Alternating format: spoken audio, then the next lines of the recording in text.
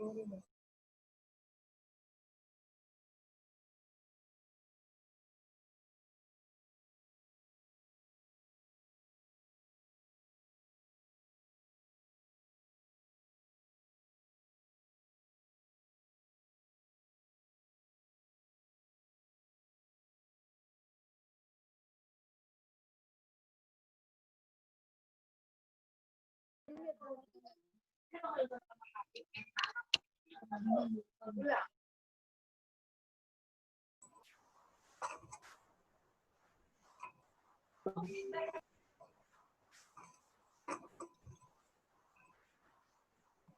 afternoon, everyone. We are just waiting for our regional director to join us with the conference. May I request everyone to please turn off all of their microphones before we start? Good morning, Padot.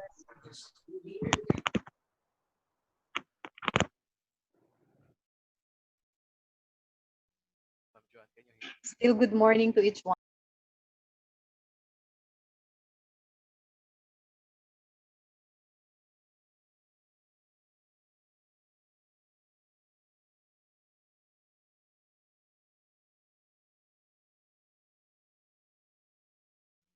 Good morning, Dr. Chris.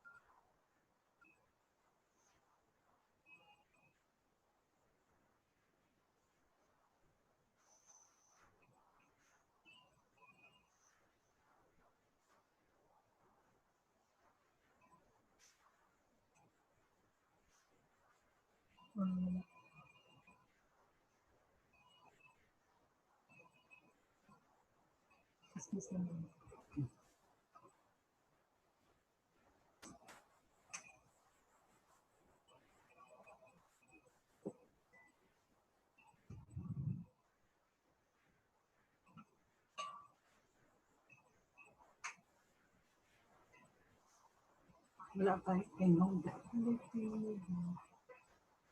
Tingog man to gani nga muted.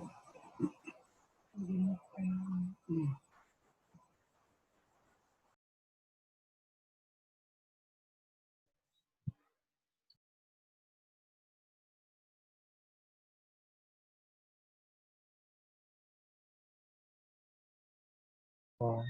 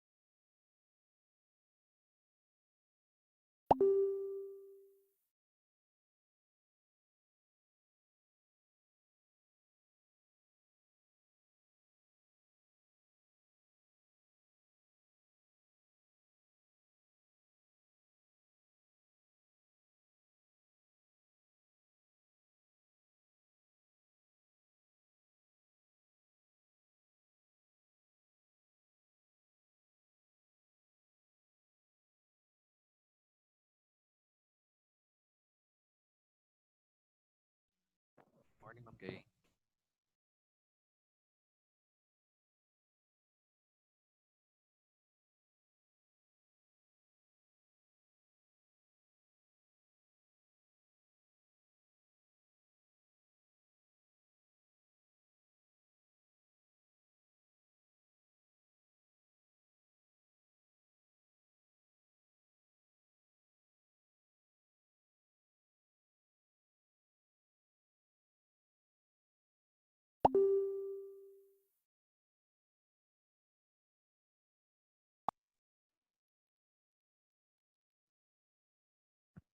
Good morning. Good morning, ladies and gentlemen, and welcome to CODTE Teacher Education Program for an online conference on responding to the new normal with a theme rediscovering experiences and approaches towards the new normal education. Today, our resource persons are Jeffrey Quinto SG and Dr. Mario Alaya.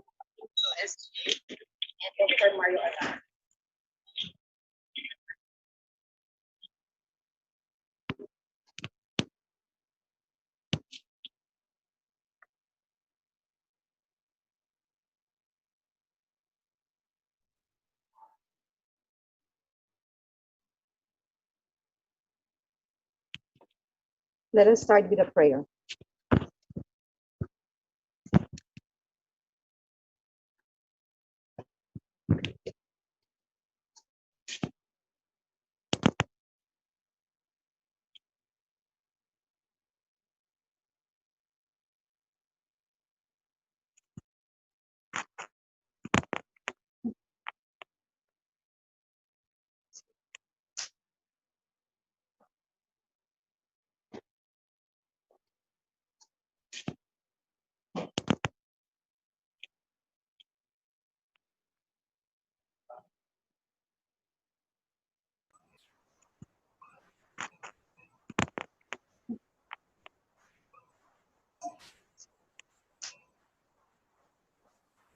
Created the written exercises over the 20 years almost that I taught the course. So I threw those all online as well.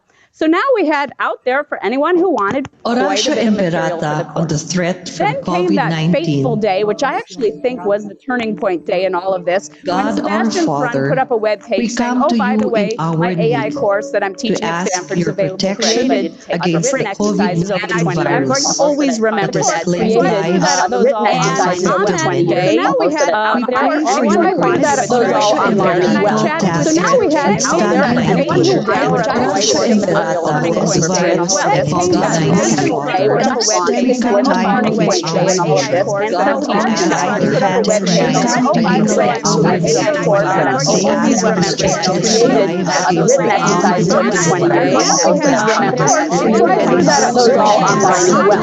So now we had out there for anyone who wanted to to find quite a cure bit of and turning point solution day to as this well. Then came that epidemic. fateful day, We which I pray think for was those the turning afflicted. point day in all of May this. they be Sebastian restored to Thrun put up a health web soon. page saying, oh, by the way, Grant my us the AI grace course that I'm to always work for remember the that good of all created those and written all exercises over the those 20 in years. need. Always remember that. Grant this So to I our threw Lord those Jesus all online Christ, as well. your So now Son, we had who out there lives for and anyone reigns who with wanted to you in the quite a bit unity of of the turning point Holy day in all of Spirit, this. God forever and We pray ever. for those Amen. turning point day in all of Mary, this. help of Christians, pray for us.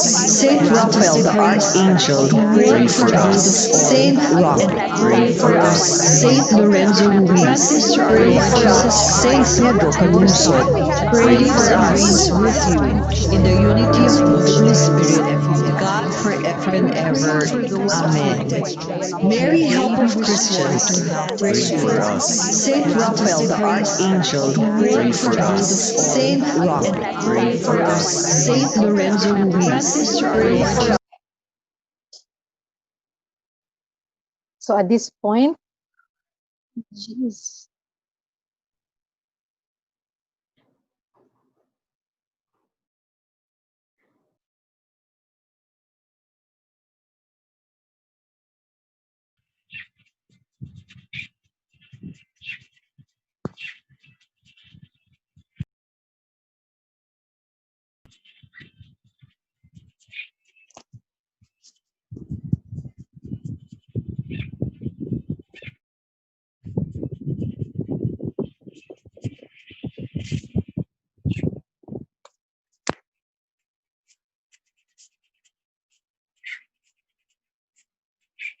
CHED.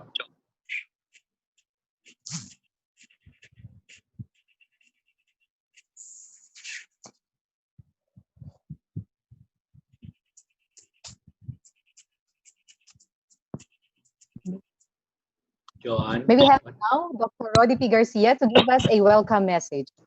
Doc Roddy. Okay, good afternoon, everyone. And of course, I would like to thank each one of you for your presence in this webinar this afternoon. And I would like to congratulate also, again, the two supervisors who are actually heading this particular webinar this afternoon, to Dr.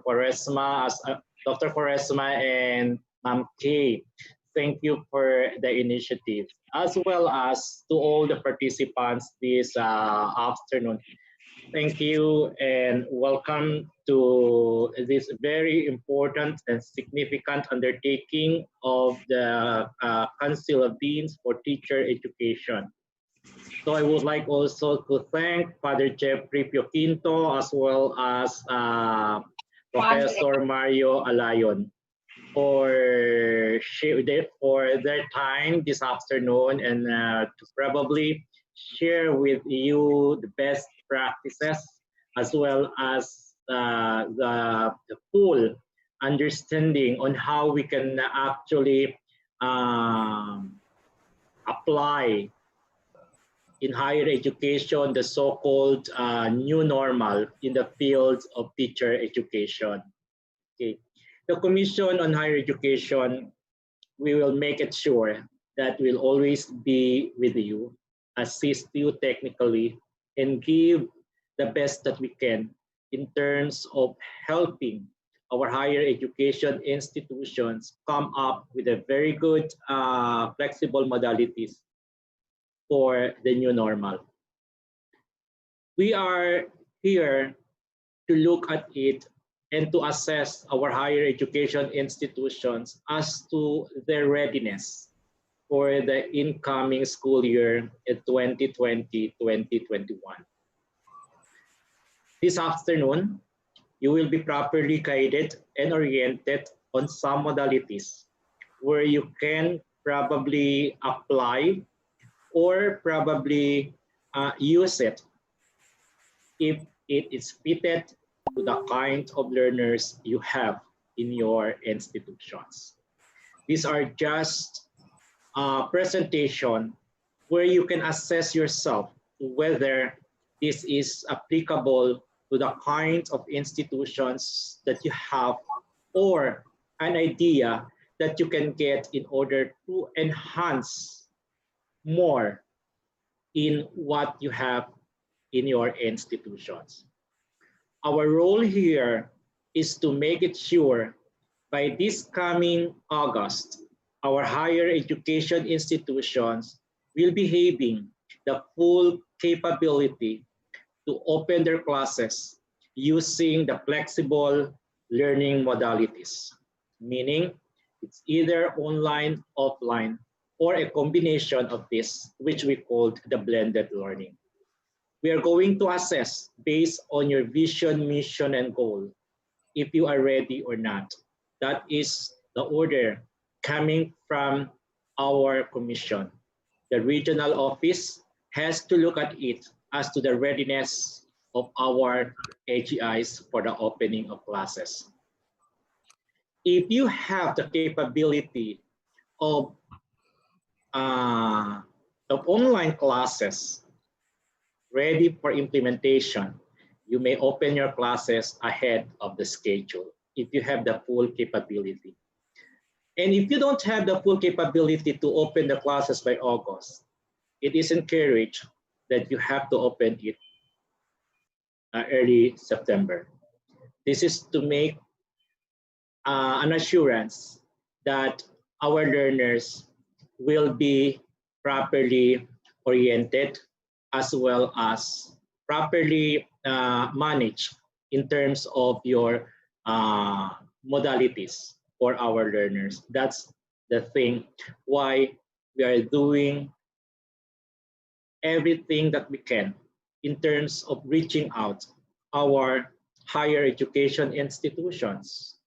in a way we can give orientation and to listen also to our stakeholders, the higher education institutions, community, in order for us to be responsive to your needs. And today, I am pretty sure that this is a time, another opportunity for you to get something at the end of this particular webinar. So once again, thank you and good luck. Thank you so much, Dr. Roddy P. Garcia. And thank you all for your support all the time. So may we call in now Dr. Jacinta Artan to give us the statement of purpose. Dr. Tan.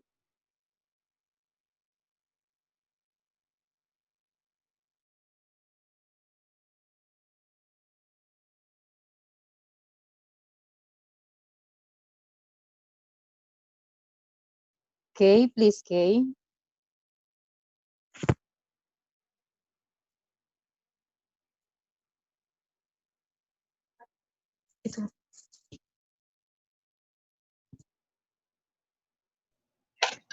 Okay, good morning. Good morning, everyone. Thank you to Dr. Roddy P. Garcia, OIC Regional Director, for always sharing his time with us despite his full schedule. Likewise, my warmest greetings to my colleagues in the Commission, all education supervisors who are present today, especially to the helping hand of CHED in the conduct of this online assembly, the officers of the Council of Deans for Teacher Education, and to all the participants, a pleasant morning and welcome to this online conference with the theme Rediscovering Experiences and Approaches Towards the New Normal Education. As the Commission on Higher Education takes the responsibility to ensure that higher education institutions are moving towards the same direction, we continuously engage ourselves with you through dialogues. There is no other way but to converse, to communicate with one another, to share insights and experiences that will be of benefit to all. The online learning scheme that is necessary in the new normal education, where the traditional face to face classes is limited, if not restricted, due to the implementation of health protocols and COVID 19 related guidelines, cannot be implemented in a snap. Massive preparations must be done to include availability of needed materials to students, trainings, and workshops for the teachers' effective conduct of online classes, and many others.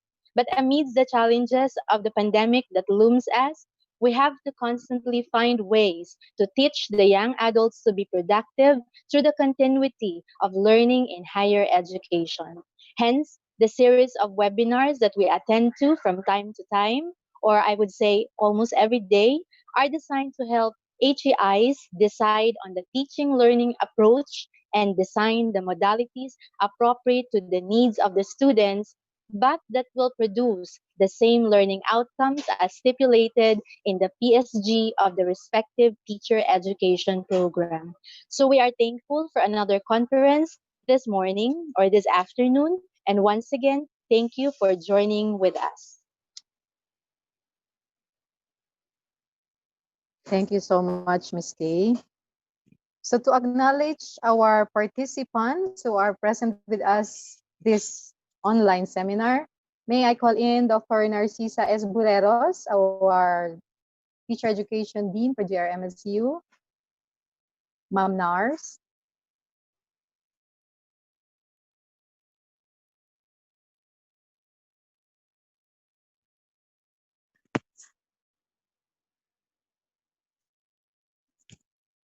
Ma'am Narcisa.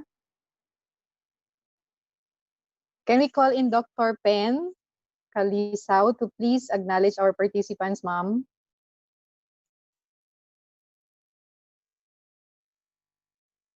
Ma'am Pen.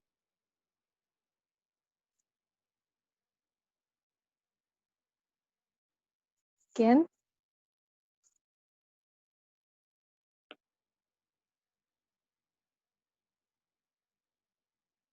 Shy man ang mga tao. You can on your microphone.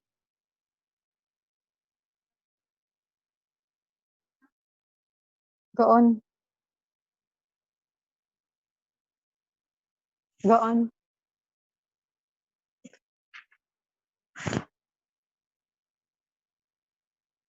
Okay, so we would like to acknowledge our Zoom online participants. We have a total of 66, but on registration, we have now a total of 137. Also, we would like to welcome all those who are watching us via Facebook and YouTube, our YouTube channel. So please don't forget to like and also share for everyone to be able to participate this day's event. Thank you. So Dr. Gilbert Celesio will introduce our first resource person.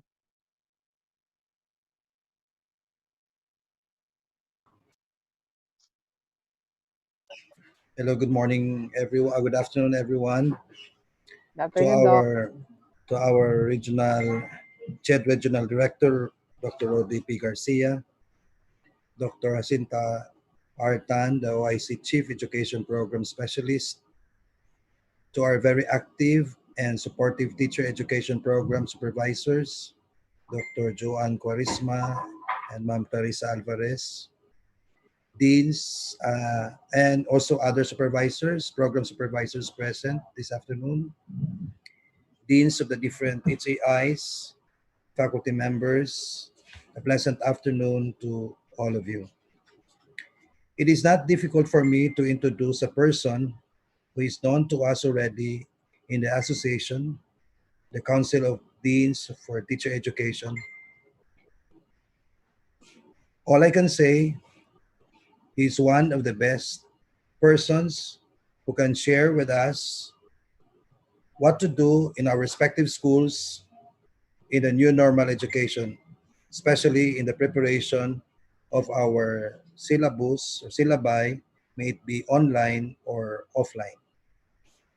My fellow educators, I will not be giving you a long introduction for our first speaker on this online seminar. Our speaker is a dedicated teacher, a loving father with two sons, and a person of principle. Let us welcome our speaker, the President of the Council of Deans for Teacher Education and the Dean of Teacher Education Arts and Sciences of St. Columban College. Let us welcome Dr. Mario F. Alayon.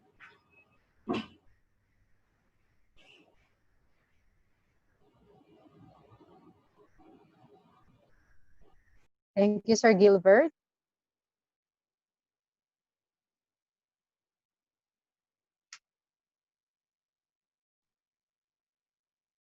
Hello, Dr. Alayon.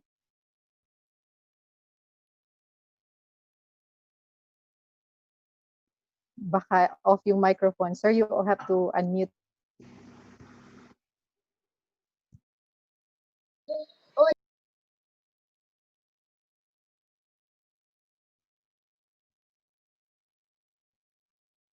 Uy, hindi dito po dentro si Sir Alayon. Wait lang po.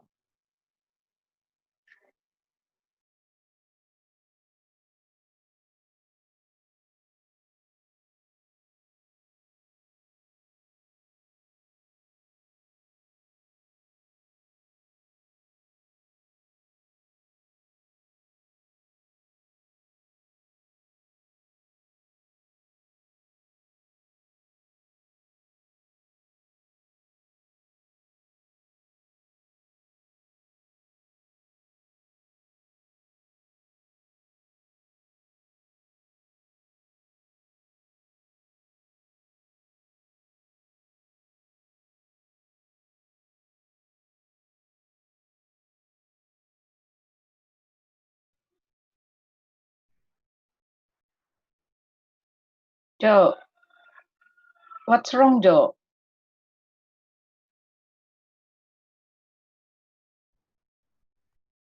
Hello, ma'am. Hello, Ma'am Tan. What's wrong? While Ati ka waiting nat. for Doc Alayon, Ma'am Tan, I called you a while ago to give a purpose of statement. Would you like to say something, Ma'am Tan, while waiting for Dr. Alayon? Okay lang, sige lang. Anyway, all I was thinking it's 2 o'clock, but I'm so happy with with the Council of Deans for Teacher Educations, considering you are a very active organizations. I'm happy for that because despite of this coronavirus pandemic crisis, you are still there to assist the Commission on Higher Education, to be a very good partner with us. We cannot meet our objectives without our strong partner like your organizations, a Council of Deans for Teacher Education. Looking forward that this will really be a very fruitful activity this afternoon. It's 12 no no.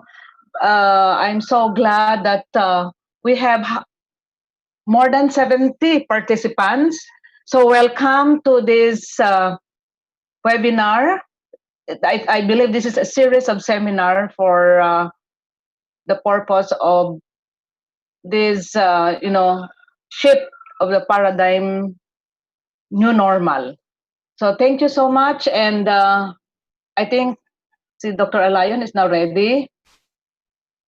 Di pa, ma'am. Not yet pa. So the problem is with Dr. Alayon. Yeah, ma'am. He cannot get in our Zoom conference.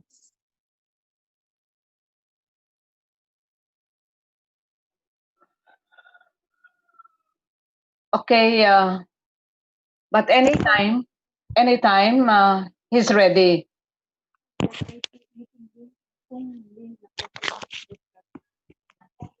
CODTE link.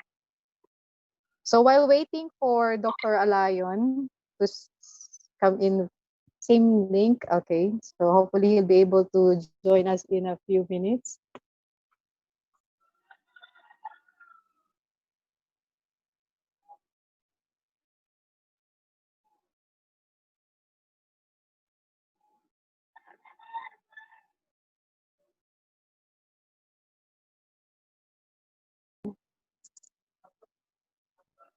Sir Celesio, are you there, sir? Sir Gilbert?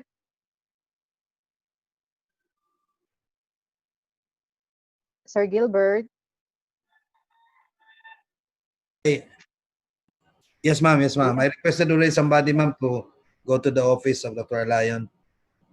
Parang he clicked the Zoom link for Edmodo, not for our online teacher education link.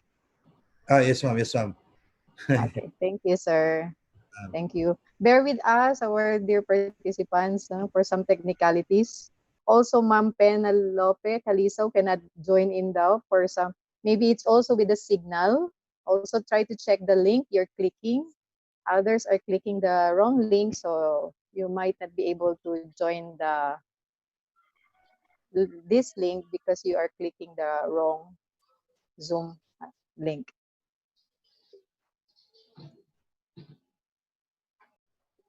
So I would like to acknowledge again our education supervisors who are with us. Thank you for joining us, Dr. Morok, Engineer Sir Dennis Encarnacion. We also have with us Dr. Shamir Kasim, Miss Teresa Alvarez, Engineer Joseph Blue Santa Teresa, who is also participating with their respective members of the councils as well. Thank you so much for joining.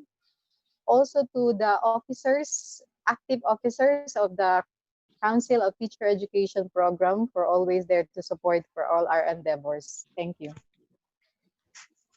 Hello, Ma'am Jo. Yes, Ma'am Tan. Hello, Ma'am. Ma'am, do you have a copy of the latest advisory number 7?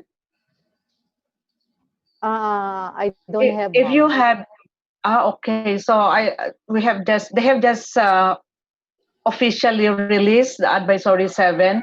So later on, if you have time, we might as well be able to read this advisory 7 for all HEIs. You can share screen, Ma'am, if you like. You have the No, it's copy. Dr. Tan? Dr. Yes, Tan? yes, Sir Joseph, Sir Jo. Yes, Doc. I have a copy, Doc. Would you like me to flash it on screen? Yes, please. Okay, Doc. I have just seen in my email. Okay, sige. While waiting While for... waiting. Yes, ma'am.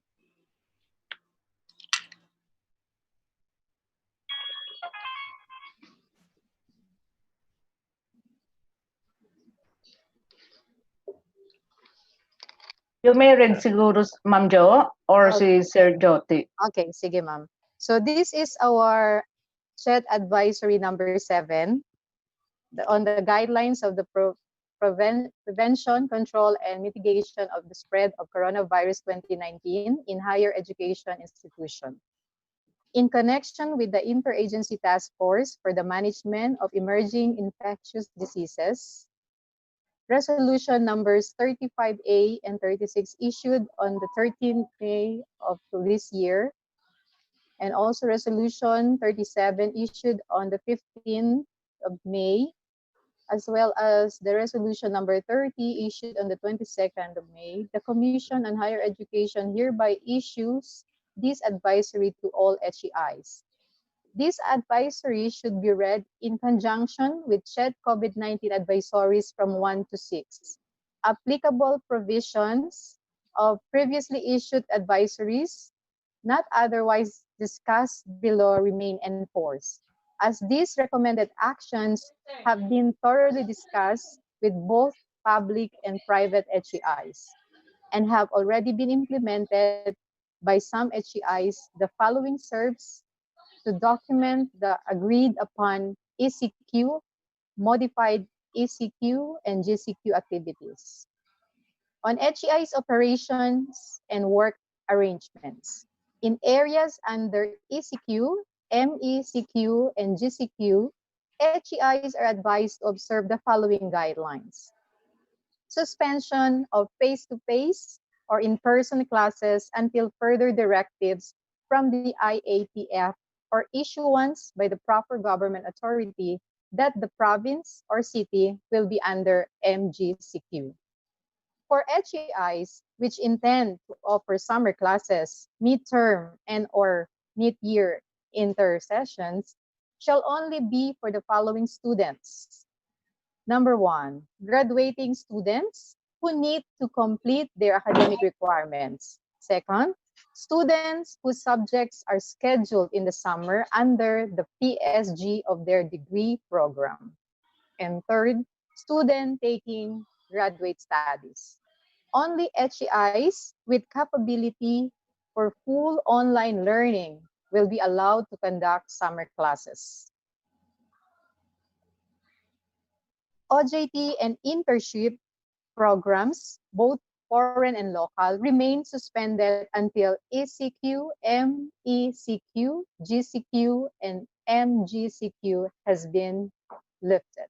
However, the HEIs in MGCQ areas in campus OJT and internship programs can be authorized provided there is strict compliance with physical distancing and other health protocols. The opening of classes for academic year 2020-2021 shall be based on the HEI's delivery mode, subject to compliance with minimum health standards and the situation on the ground. 1. HEIs using full online education can open anytime after May 31, 2020. Second, HEI using flexible learning can open anytime in August 2020. Third, HEIs using significant face-to-face or in-person mode can open on no earlier than the 1st of September 2020. For this purpose, all HEIs who are using the old academic calendar, June to May, are encouraged to change their academic year and open in August 2020 or later in the year. HEI should prepare for the opening of academic year 2020-2021 by undertaking the following. Preparation of the HEI facilities to comply with minimum health standards, such mandatory wearing of masks, hand washing and sanitation practices, safe physical distancing, reconfiguration of classroom spaces, provision of markers in public places, prohibition of mass gathering, among others. Second, consultation with local health officials and local government units to determine the health situation in the locality, availability of health transportation, and other support services necessary for the operation of HEIs. In consultation with stakeholders, preparation of a contingency continuity plan as to the precautionary and other health protocols in case there are suspected or confirmed cases. Fourth, adaptation of a flexible learning strategy or mode in delivery instruction by ensuring appropriate facility delivery system, faculty complement, and student support. In coordination with local health officials and the local government units, implementation of any of the following flexible enrollment procedures: online enrollment and payment through remittance services, scheduling of students who will be allowed to enroll for any given day, opening of satellite enrollment sites as practicable, other similar arrangement to limit the number of students allowed at any given time and ensure safe physical distance. F. Mass gathering are prohibited. HEIs are prevented from conducting in-person graduation ceremonies and other school activities until the prohibition of mass gathering is lifted. State universities and colleges shall operate under alternative work arrangement as the SUCs may deem proper in accordance with the relevant rules and regulations issued by the Civil Service Commission. Private HEIs are advised to follow the guidelines of government agencies such as the Department of Labor and Employment as regards to the deployment of its faculty and its staff. In areas under GCQ, HEIs are advised to observe the following guidelines. HEIs are authorized to operate with a skeleton workforce exclusive for the following purposes: to accept submission of requirements for the second semester of the academic year 2019-2020, issue credentials to graduating students, and prepare the opening of classes using flexible learning modes, to provide essential service to its clients. D. Assigned skeleton workforce must not be any of the following: under 21 years old or above 60 years of age, pregnant, or with existing medical conditions, comorbidities except the when indispensable of work under prevailing circumstances, and public health standards as prescribed by the DOH and such related protocols or guidelines issued by the proper government authorities shall have been applied or complied with all the times by the HEI concerned. The HEI shall facilitate and or ensure that transportation services and personal protective equipment are provided to its skeleton force. Mahaba-haba pa ba ito, Jots?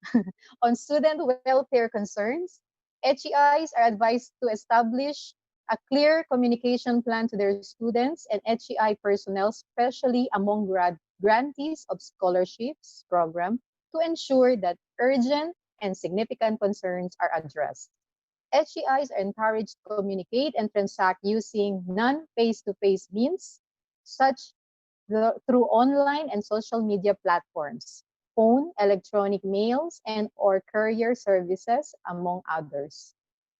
HEI shall inform their students and HEI personnel on the enrollment process and specific education delivery mode that they will implement for 2020-2021, no later than 1 week before the enrollment period. The enrollment process and education delivery mode shall be reported to their respective CHEDROs.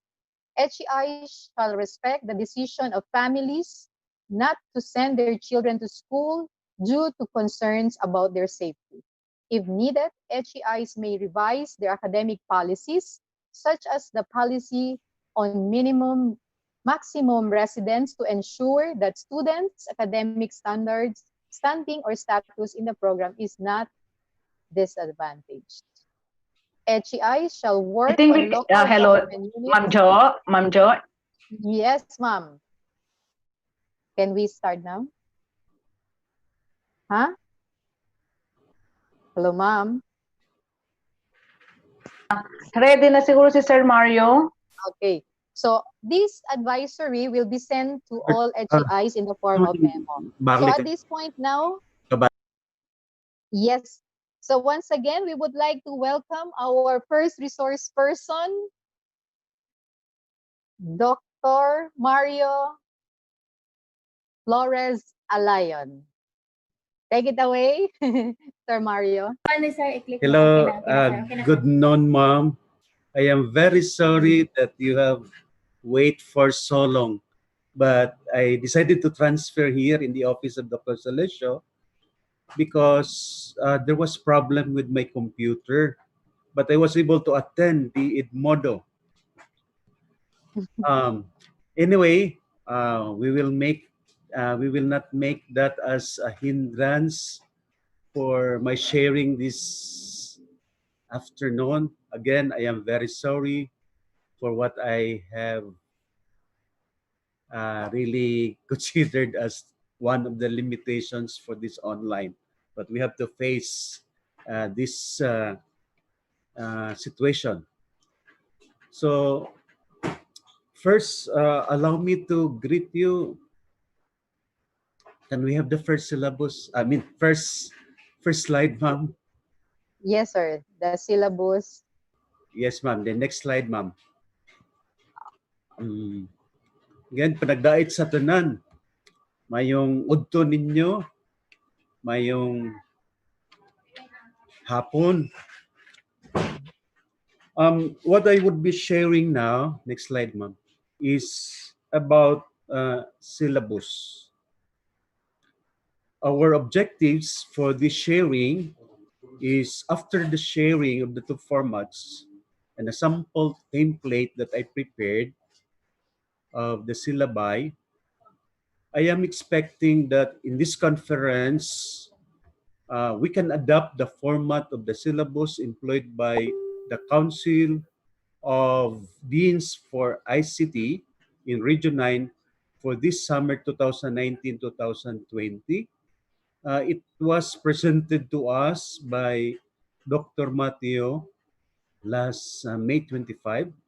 Second, we could be able to obtain an insight of an OBE DICE BPST-based syllabus that is responsive to the new normal.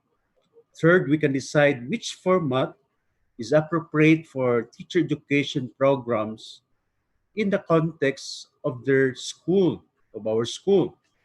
And fourth, create syllabus for the first semester course offerings under the new normal. So I am presenting you this one, but first let's begin with, ma'am, kindly open the slide with the DOS. But although we are late, again, sorry, we kindly mute your phone or device while listening and watching the presentation. Maybe you're taking your lunch, or maybe you are taking a snack or coffee. Ayaw sa mo katulog ha. Wansa kining bisag maminaw ra mo tan-aw. Then we will do sharing of some of our insights, and this is the time where you unmute your device and we will make a self-assessment based on the objectives that I have mentioned. Okay? Next, ma'am. This is the order of my presentation. First, brief discussion of concepts, then presentation of the ECC course syllabus in peace education using the format of the Council of Deans in information and communication technology, Region 9 format, then the presentation of OBE DICE PPST based syllabus, in which this is a prototype syllabus prepared by the Philippine National Research Center for Teacher Quality, and then the sharing of personal reflection and syllabus making. I will also introduce the format, and then we can make decision, no? As a region, if we will decide to have one format so that Ma'am Anne or our and Ma'am Clarissa will also have a common syllabus to see. So I am very well pleased to have our people from our CHED Region 9 because they are really quality centered. And take note, one of the manifestations of our quality is the quality of our syllabus. Okay, ma'am? If we have to review, you know it very well, when we speak of course syllabus, this refers to a part of a professor's pedagogy and passion for their discipline. It provides students with a comprehensive description of the course goals and objectives, assessment techniques, and learning outcomes. And it is important that a syllabus communicates all aspects of a course to students. Different institutions have differing standards and resources to aid in the syllabus development process. Some institutions hold specific standards they expect all syllabi to follow, while others leave information included in a course syllabi to a professor's discretion. So some institutions provide freedom to their teachers, their professors, to formulate their own syllabus. This morning, I listened to Attorney Estrada, and what I have quoted is about academic freedom. He mentioned that academic freedom is an atmosphere in which there prevail the four essential freedoms of a school to determine for itself on academic grounds who may teach, what may be taught, how it shall be taught, and who shall be admitted to study. Take note, when we are given the teaching load, our dean or BP academics trusted us that we are the right person to handle the course. In fact, the CHED is very strict when it comes to alignment of our specialization. We cannot teach Filipino if our specialization is math. Likewise, I cannot teach Filipino when my specialization is on the field of mathematics, di ba? Now, it is specified in our syllabus what are to be taught and how it shall be taught, especially in this time of crisis, in this time of pandemic, and who shall be admitted to study. In fact, we have there the prerequisite course, very clear in our syllabus. Another thing, when we speak of teacher education institution, the next slide, ma'am. Maybe, or not maybe, I'm sure all of us, we are aware of the Philippine professional standards for teachers. Before we have reference of the NCBTEs, the National Competency-Based Standards for Teachers. This time, the Philippine National Standards, Professional Standards for Teachers. It is mentioned that the national adoption and implementation of the Philippine Professional Standards for Teachers, PPST, We can find it in DepEd Order number 42, series of 2017. It sets clear expectations of teachers along well-defined career stages. In adopting it, DepEd integrates PPST in all its professional development programs, learning and delivery systems, and HR systems. The DepEd adoption and integration of the PPST necessitate that teacher education institutions align their curricula with what the department needs. The new CHED issued PSGs on teacher education 2017. We are aware of those CMOs for BSED, BEd, and other teacher education programs. These are all based on PPST to ensure that every graduate of pre-service teacher education programs can cope with the demands of DepEd.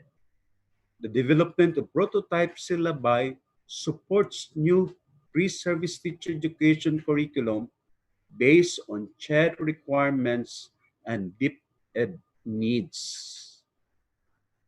Okay, now, what about OBE, outcomes-based education?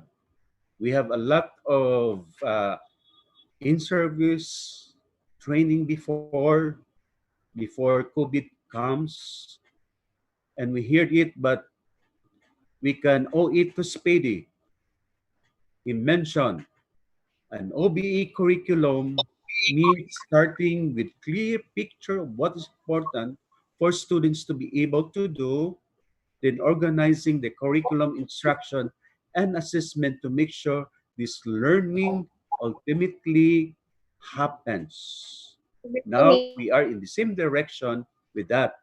Now let me proceed to the main, the crux of my presentation about syllabus. Ma'am, can we share, ma'am, the syllabus for the in Microsoft Word, the syllabus for Peace Education of St. Columban in other file? Yes, sir, for a while, sir. Yes, ma'am. So if we have to look at it, for me, I find that we have to be in one. We have to be in one direction to agree the syllabus that we have to prepare in Region 9, that is PPST-based syllabus. In fact, the committee, the contributor of this are, there are also consists of many other regions, and there are even representatives from our region like Ateneo de Zamboanga and WEMSO. Is this the one, sir? Is this Yes, the one? ma'am. Yes, ma'am. That one.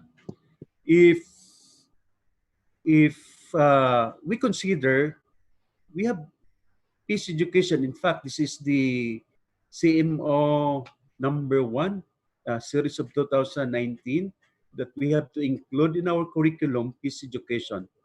So what I will be presenting, what I have presented here is a course syllabus in peace education.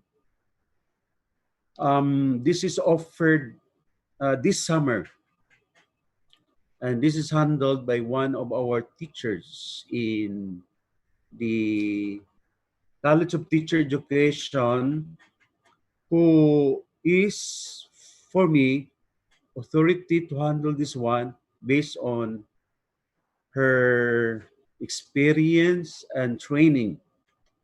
So if you have noticed, we have here, this is the format of the CODTE, the Council of Deans for Information and Communication Technology, presented by Dr. Matthew, and all ICT schools in Region 9, I believe they adapted this one. And we decided also to adapt it for this summer. So if you have noticed, the columns and rows, so there is course code piece. It's the code of our peace education course name, a course credit, then contact hours. It is mentioned online. But along the way, because we have made a survey, we have our students also who cannot be available online. So on the lesson plan, the learning plan, there is also an opportunity for our student to be uh, able to access this through offline. So type of course, organized discussion, and student presentation. So next is the course description, then the vision, mission, and goals of the school, and then the program attributes, graduate attributes, and the program graduate outcomes. So these are the attributes identified. Peacemaker, rapport, the next page, ma'am. Um, then you see the program graduate outcomes. This is a description of the attribute. Then the course learning outcomes. So classified according to KSA, the knowledge, skills, and attitudes. In terms of knowledge, critical thinking, research skills, introspection. Then there is a column for outcomes, and then the indicators, the due date involved for these attributes. No, so this is the plan that after this summer, um, for 54 hours of having online contact with them. So you can see, I do not know if you will also make use this as a model for our syllabus for this summer, because of the limited time that we can get into an agreement. Then you can see here the indicators. Maybe um, I'm sure I think you have to get a copy of this so that you will have also an idea of how you are going to prepare your syllabus for summer. Okay, ma'am, the next. So it's good to have the modality to be involved, to be specified. So for in summer, we have only midterm and final. So you can see in the learning plan, the period outcome. So we have here our outcome. Actually, you can find it also in your your references, no? If you have some references, so you will really have a smart outcome. Then say codec, this is the second column. You have the topics and the objectives. First row, you can see expectation. First, you have to start with some ground rules setting, orientation. Then the teaching, learning, activities, and assessment. Usara ka column, the same column, you see. And then specified here, the online meeting. And here, these are the different topics under peace and how it will be delivered. The instructor is guided. So, instructor nun is a guide for this, no? Ma'am Ed, pwede to be. Okay. So, the classroom design, the teaching techniques, see the activity, all this can be done online. And then the midterm exam using the Google Docs, using Google Classroom. I think you have, many of us are familiar with Google Classroom. Medyo dali raman ang Google Classroom. And then this morning, we also attended Edmodo, no?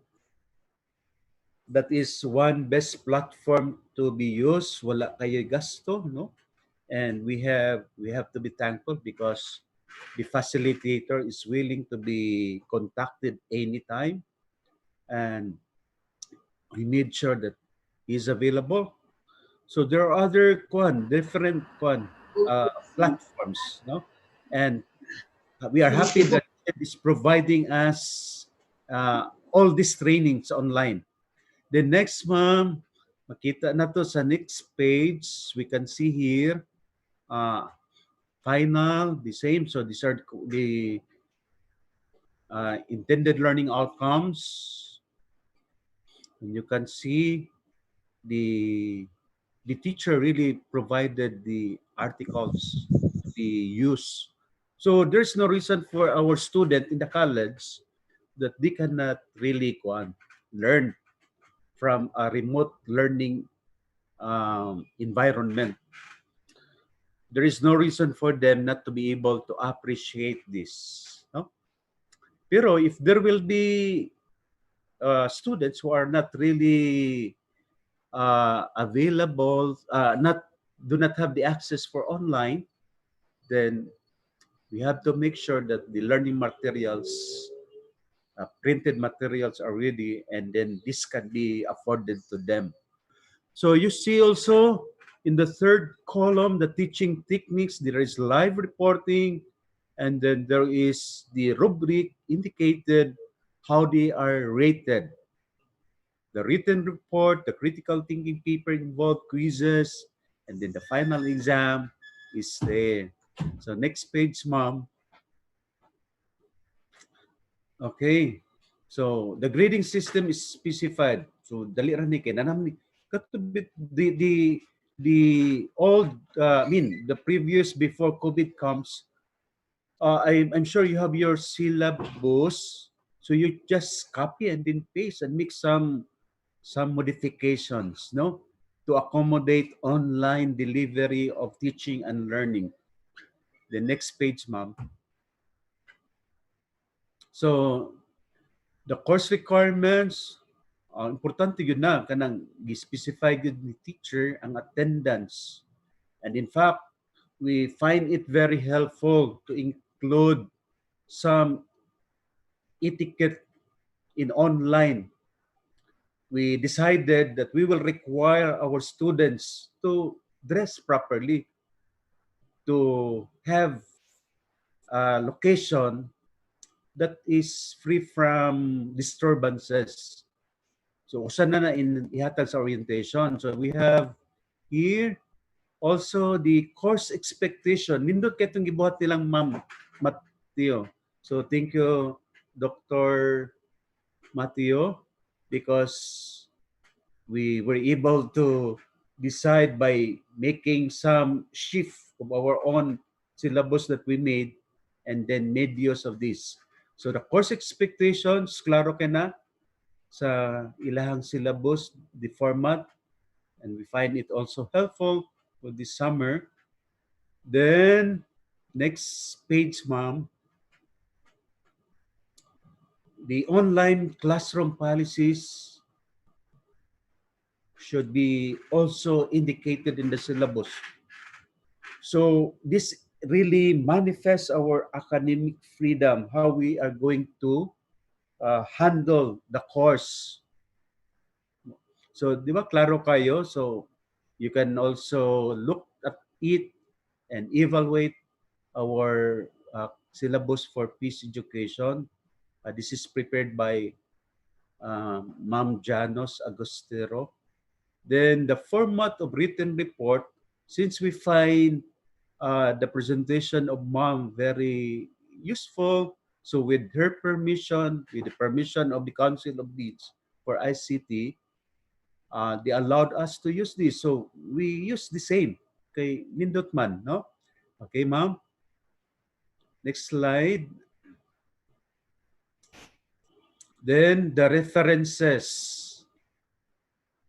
So we have here the references, although it was also some references are found in the learning plan. So you may include here the main references that can be accessed by the students, and then this should be signed by the students. So ang CODTE have this one at the end of the people, they have here the acknowledgement of the students. So nag-graduate lang din na butang. For example, Mario Lion, teacher education student of the, let's say, BSED mathematics program, hereby acknowledge receipt of the herewith attached course syllabus of during summer of school year 2019-2020. Wala makuan. Then signature of the students, the date. So this is the course syllabus presented by the Council of Deans for ICT under the supervision of Dr. Mateo. So what do you think? Would you like to adopt this one? I will leave that to you to decide. No? Okay. Next is what I find very, very helpful is the prototype syllabus. And can we show the syllabus, ma'am? And for me, I am recommending this for our region to be used. In fact, I asked because the teacher who provided me the link gave me the permission through him. He called the committee, the chair, that I will be given the authority to share it. Dili sa ni Specific ma'am. one, Doc. And not this one, ma'am. The prototype syllabus. Okay, sorry. Yes, ma'am.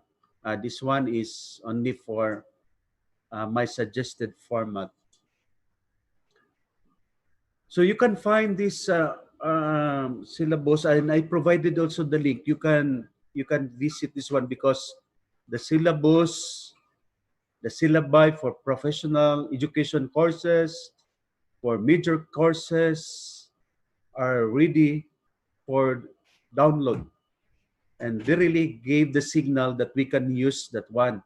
And since this is a prototype syllabus, so we can make some modification, and then you can insert the learning modality. Yes, ma'am, that one. Pero I like the mathematics, ma'am, because my major is mathematics. There is one in mathematics. Can we use that as an example? I sent also the mathematics syllabus. So you can download that according to Dr. Gonong. This is to be used, and in fact, this is really intended for even small schools. Dili na gyud, mas it would be convenient for us. So this is prepared by the Philippine National Research Center for Teacher Quality. In fact, when this syllabus was prepared, there was a representative from Region 9. Ninduton taong katong si Ma'am Tagadiad baka can also share it. Kay si Ma'am from Ateneo, I do not know if it's Ma'am Tagadiad, Ma'am. Ang Ateneo de Zamboanga is one of the contributors. But I will show it to you because this is PPST based Obidice syllabus. Can we move, ma'am? So there is the you can see here the writers, no? Next, ma'am. So maybe we can, that's the project background. Maybe we can move to, these are the different regions, ma'am. Balik daw ta, ma'am. These are the regions which have participation. Yeah, you can see in Region 9, there is Ateneo de Zamboanga and Western Mindanao State University. Ang WEMSO for professional education. So, pwede yun nato silang hangyoon mo share yun for our council so that we will have a uniform I say uniform kay I find it very helpful for us. Okay, ma'am, next page, ma'am.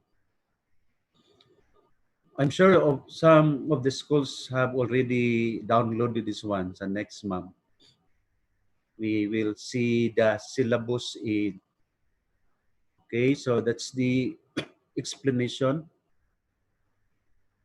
That's the format of their the syllabus, the prototype PPST based syllabus.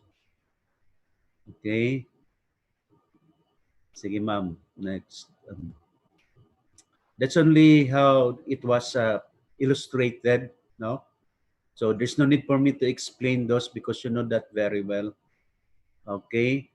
This can be found in the PPST because our our students in the College of Teacher Education are considered pre-service teacher education students. So we can look at the beginning teacher indicators. These indicators are found in the PPST. Sir, may I? Yes, ma'am. Sir? Yes, looking at your presentation, no, this is actually the common syllabus format you are presenting right now, right? Just to show you, sir. Then we will look at the concept. Example, this is math, no? History mathematics. So you see, this is the format presented by the Yes, given all the format because it's an outcomes-based format, right? Yes, sir. You presented it all. What we are looking forward, no, I just want to cut it more or less because I've also limited time. What we are looking forward now with your syllabus, almost all actually when you submitted your syllabus, we look at it. With the new normal, we want to see really the materials being utilized. Like for example, in your syllabus, we want to see link one column where you can immediately show to your stakeholders that, for example, this is the subject, this is the course description, this is the content that you are talking about, but how you will actually transform the content into an online learning system. Okay. Which is what we are looking here right now. We are looking at, because we go online, we are looking at the link because when I look at your syllabi, wala yung new normal, introduction of new normal. Let's see, move backward. Let's see, move backward, upward. Upward. Upward pa. Upward. Oo, ito given na to eh, mga upward. Yes, sir. Doon tayo sa syllabus. We'll discuss about ito. Yes. Week 4 to 6, at the end of the week, the service teachers, PTS, should be able to discuss the development of mathematics, medieval, and so on. Unit 2, development of mathematics, historical, middle period, and everything. Content focus, library works, book works. Ito content focus discussion. How will you excuse me, sir, because this is only a downloaded material this was prepared by the RCTQ before COVID. So what I am suggesting, because if the teacher education institution will use this column for third, I think this suggested teaching learning activities. This is where we are going to modify, where we can apply those delivery. Sir, ginawa ito before December, before it's in the year 2019. Yeah, exactly. Yeah, this is a model prior to COVID, right? The model prior to COVID. What would be the model during COVID? Ano yung model na gusto natin makikita? It's a very good presentation. These things will be translated to an online system, right? Correct. This is an offline system. Now, This one, what we want to see is to translate this into an online system. Once correct. it is already online system, we want to see the interactive activities. Meaning, ano yun meron doon na pwede masasabi natin. Like for example, you mentioned about mathematics. How would you handle instructions online? It's Correct. different. In other words, there should be demonstration. Either it is video presentation, it is lecture that you video yourself, i-video mo yourself mo how to lecture this one, come up with discussion. We want to see that. Diba? Ganun ang gusto natin mangyari when we do evaluation. Actually, just to give you an information advance, we are coming up with my team, the CHED team, we are coming up with COLAS, CHED Online Learning Assessment System. In other words, we'll be providing you the template, but this template depends upon, kasi upload nyo na lang yung whatever you have. Like for example, this one, we have this one here, syllabus. I studied all this one. How to upload this immediately? We just want to have one column. Another column, you just give us the link. Ano itong link na sinasabi natin sa HRM? Oh, how to bake. Oh, paano man sila? Wala naman silang baking utensils. Paano niyo matuturo yan? Say, through demonstrations, may video yan, di ba? May presentation ng pre-evaluation, pre-presentation, then post-presentation, demonstration, di ba? Mga ganon. So we want to have one column in your new syllabi or syllabus na it will tell us that you are now into online. Oh, yes, sir. Yes, sir.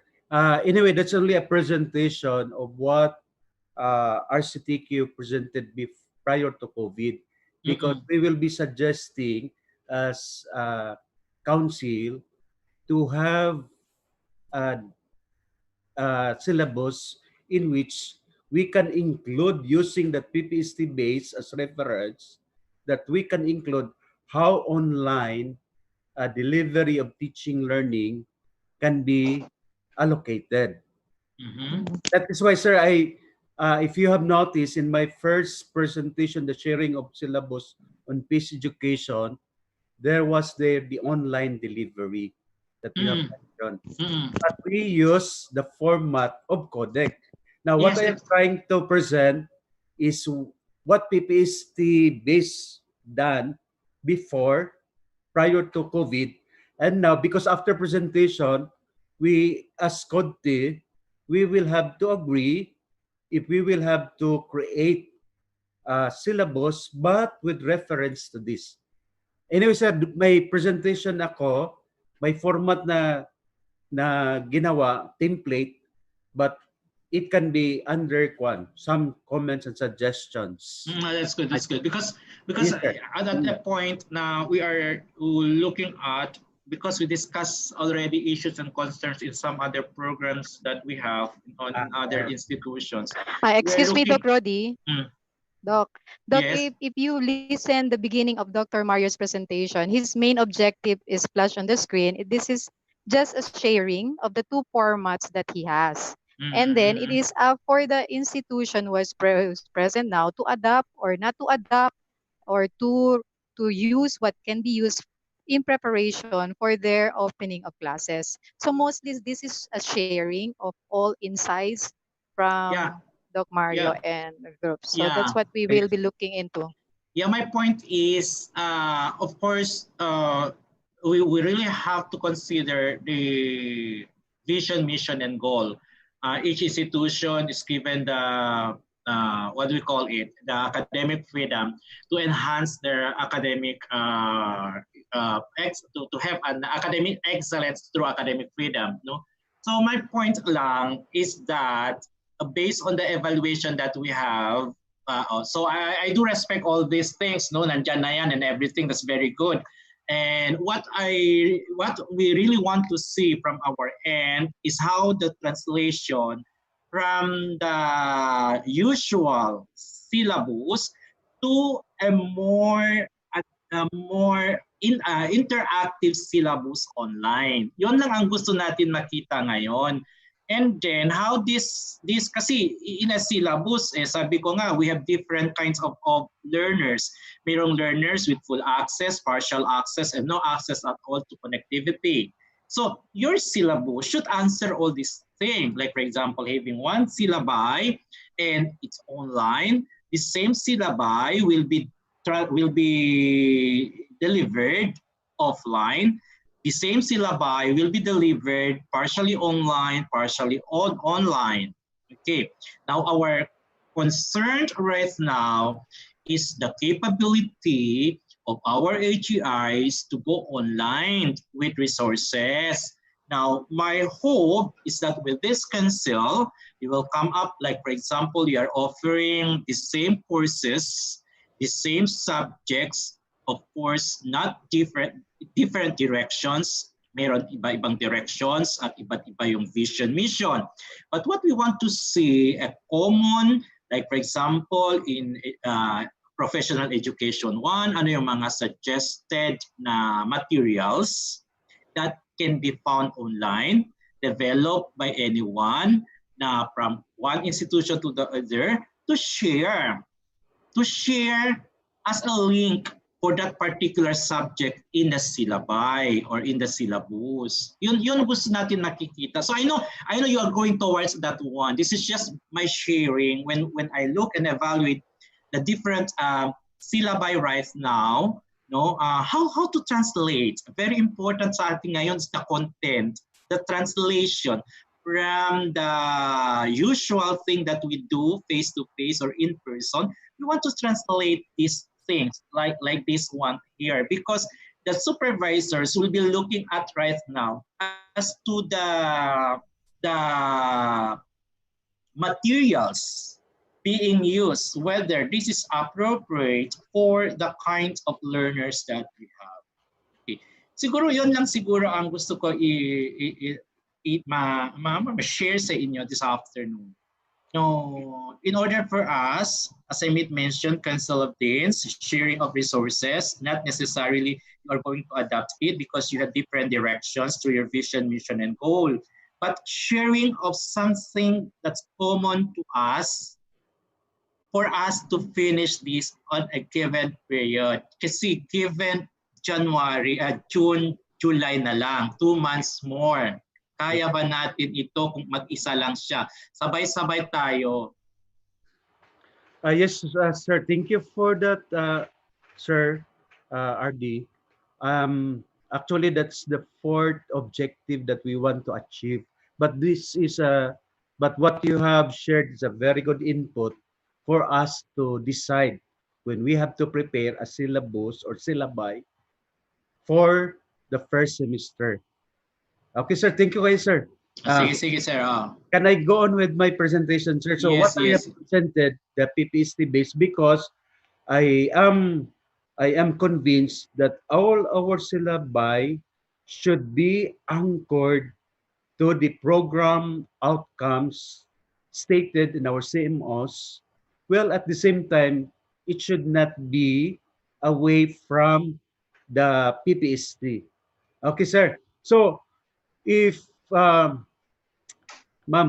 can we move to the next slide, ma'am? Sir. Shall we, ma'am? After, yes, ma'am. This is. Ito na, sir. Is this the one, sir? Yes, ma'am. So if you have noticed, there is a column for suggested teaching, learning activities. This is where we have to put the learning modalities online or offline. Kay kini kay face-to-face pa man eh. And then the suggested assessment, and you can see in the last column that there is PPST beginning teacher indicators presented. No? Okay, ma'am. So we will move to my suggested format katong template, ma'am. When we use template, ma'am.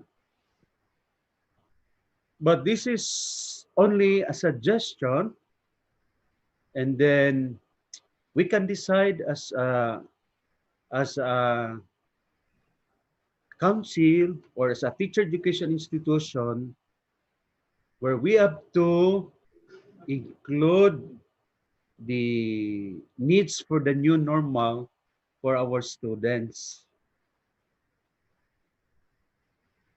So This here, the one, sir? yes, ma'am. For example, this is only suggestion which I intend to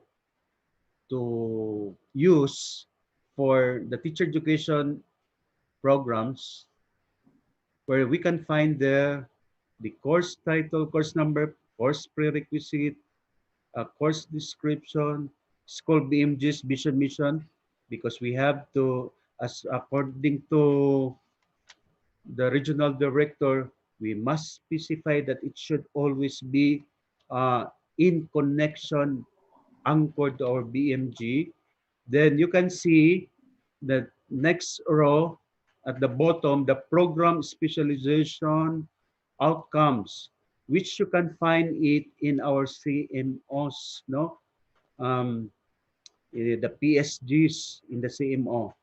Then next, ma'am, it's page, and you can hear the learning plan. You have the time frame, the course content, then course learning outcome, the content, then instructional delivery, online, offline delivery, and then assessment. Then you have additional supplementary materials, then performance indicator or an evidence of performance, course performance indicators, evidence of performance, performance standards. Then at the bottom, you can also see course requirements. And then, okay, then course policies online, offline, then consultation period is involved. And you can even have to include the class code, no? If you are using Edmodo or using Google Classroom, where we can find the student enrolled. I think this is the crux of my presentation, where we have how we are going to respond to. So format lang, but I said this can be left because there is a comment. This can be left to our institution to prepare. No? Do we have to, nakita man gud ako, what I appreciated sa Council of Deans for ICT, they have used common format. And klaro, as explained by Dr. Matthew, klaro sa iya, that this is where the course and what we expect our student to do after after a semester of online classes or offline or using blended learning in this period. Kana lang. Ay, if we have, ma'am, can we go to the slides? So this is the format that I suggested, but we can modify it because even us have to discuss it. Then, if you are interested kay usay mong good malangan ta ani bitaw, we will find much time looking for outcomes, mga intended learning outcomes. You can refer to the PPST based prototype syllabi. Ma'am, no? Sige ma'am, katudang slide ma'am. Because there Yes, sir. is the link that Which one, sir? Which one po? katong sa main slide, I think the last slide, that second to the last slide. Ayun sa, wait lang po. Now you can start on reflecting because we have the intention to offer Yes, sir. classes. Yes, ma'am. I mentioned there the link. Slide number 13.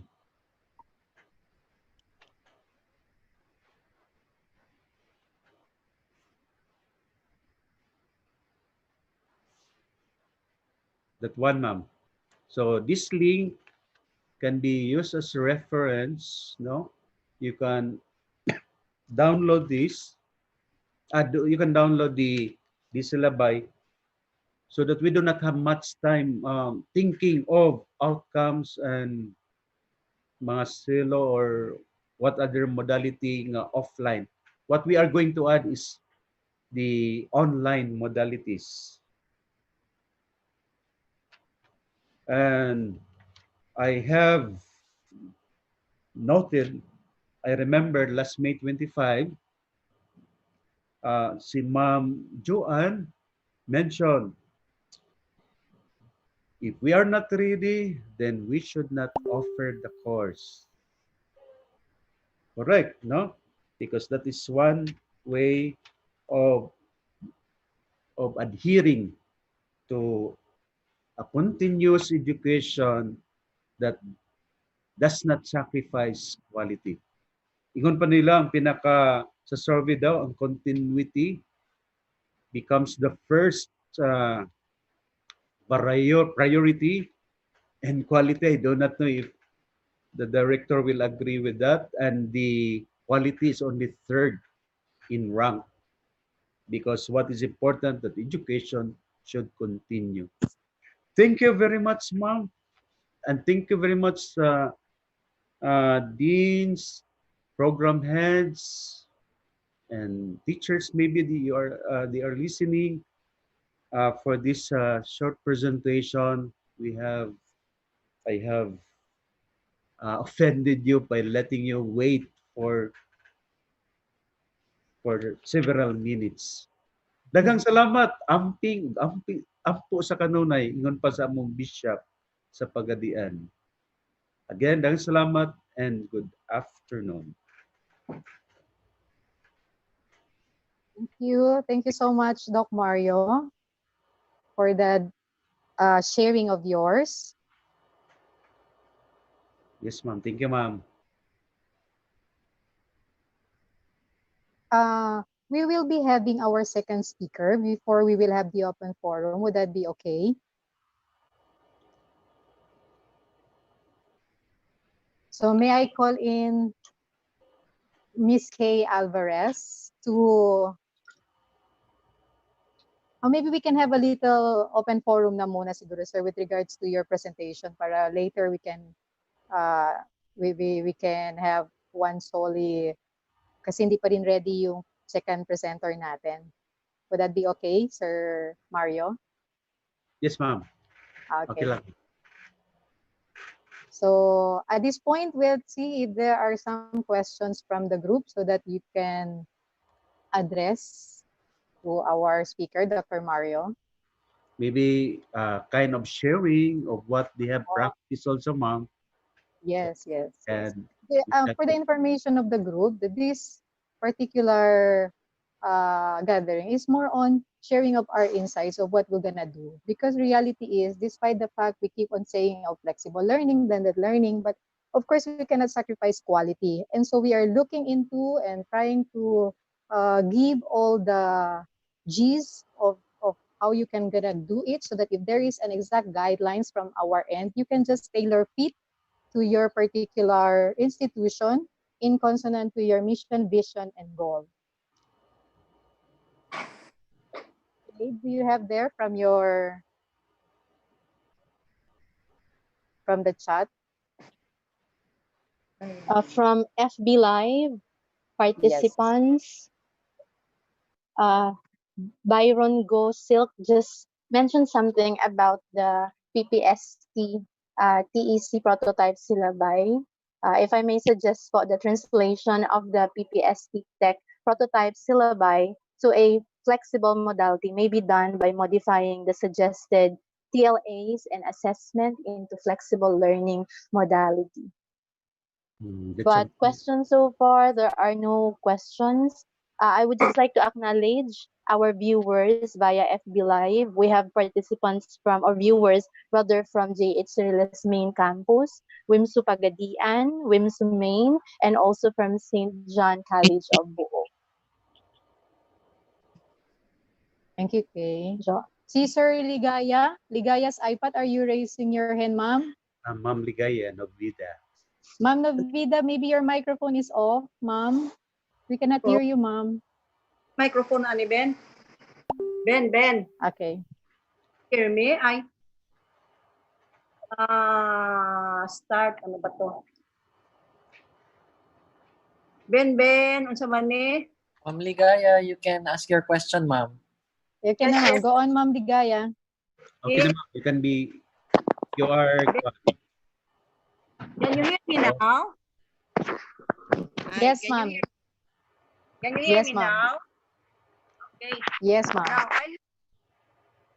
I have before me copies of syllabi prepared by some teachers of Dr. Aurelio Mendoza Memorial Colleges of Ipil, Zamboanga, Sibugay, patterned after the sample syllabi from CHED. Now, I believe we agree on the fact that we need to prepare syllabus or syllabi which are comprehensive but clear and simple enough to be understood by our students because the students will be provided with a copy of the syllabus. Now, syllabi which are applicable, which are suitable and doable by both teachers and students. Now, if you will allow me, I would like to mention here some of the parts of the outcomes-based course syllabus prepared by some of our teachers. Now we have here the first here is in the template, course number, followed by the course title, then course credit, course description, then contact hours or week. Now, since we are prohibited to have face-to-face classes, then for contact hours, we can have here time frame, which is equivalent to 54 hours. Because whether we hold classes in summer or first and second semesters, the total number of hours we have to meet is 54 hours. Then we have here the prerequisite, and then we have here the course objectives. And then for the columns, we have here the desired learning outcomes for the course content, followed by course content or subject matters. And then we have the blended activities, methodology, and teaching learning strategies, followed by assessment. Then we have the time frame, then the reference and resource materials. Now, personally, I find this template simple and very clear for both teachers and students to use. Now, considering the suggestion of our very knowledgeable regional director, Dr. Garcia, I believe his suggestion as to how we can link or show to we can reflect in our syllabi what we are supposed to do during this new normal is to have here for methodology, teaching learning activities. Instead of adapting that term, we just say blended teaching learning activities. And it is here that will show some of the instructional delivery modalities or modes, which will include both face-to-face classes, if ever we are allowed already, plus the online learning activities with the use of Edmodo, because that was suggested by our ICT instructor. Then we can have itong modular instruction, we can resort to that. And so in other words, this column, which appears in our third column of our template in the syllabi that we prepared, we will find here the different blended teaching learning activities that will be used by the teacher in taking up the contents or the lessons with the students.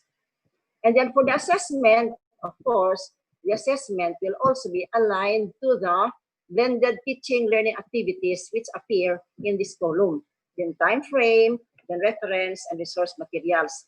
Now, it is the plan of Dr. Aurelio Mendoza Memorial Colleges to let the students provide themselves with self-learning kits.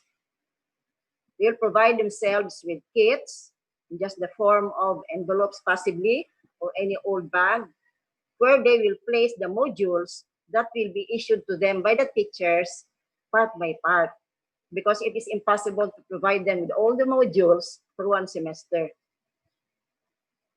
And so That is my suggestion, because I find this simpler and more it's comprehensive. It includes already what Dr. Mario Alayon has already told us, and this, I believe, is more suitable and doable by both students and teachers. And then another thing, Mom, now in the elementary, of course, this is under DepEd, they have the so-called daily learning lab, or they have the daily lesson plans. What they have are unified lesson plans, which they just download. In other words, the work of the teachers becomes lighter and easier. What the teachers will do is just to read very well what is found in the downloaded lesson plans, then think of how they can impart the lessons well, making use of the suggested modalities, and then think of some IMs to use. And so that would make the teachers' work easier and lighter.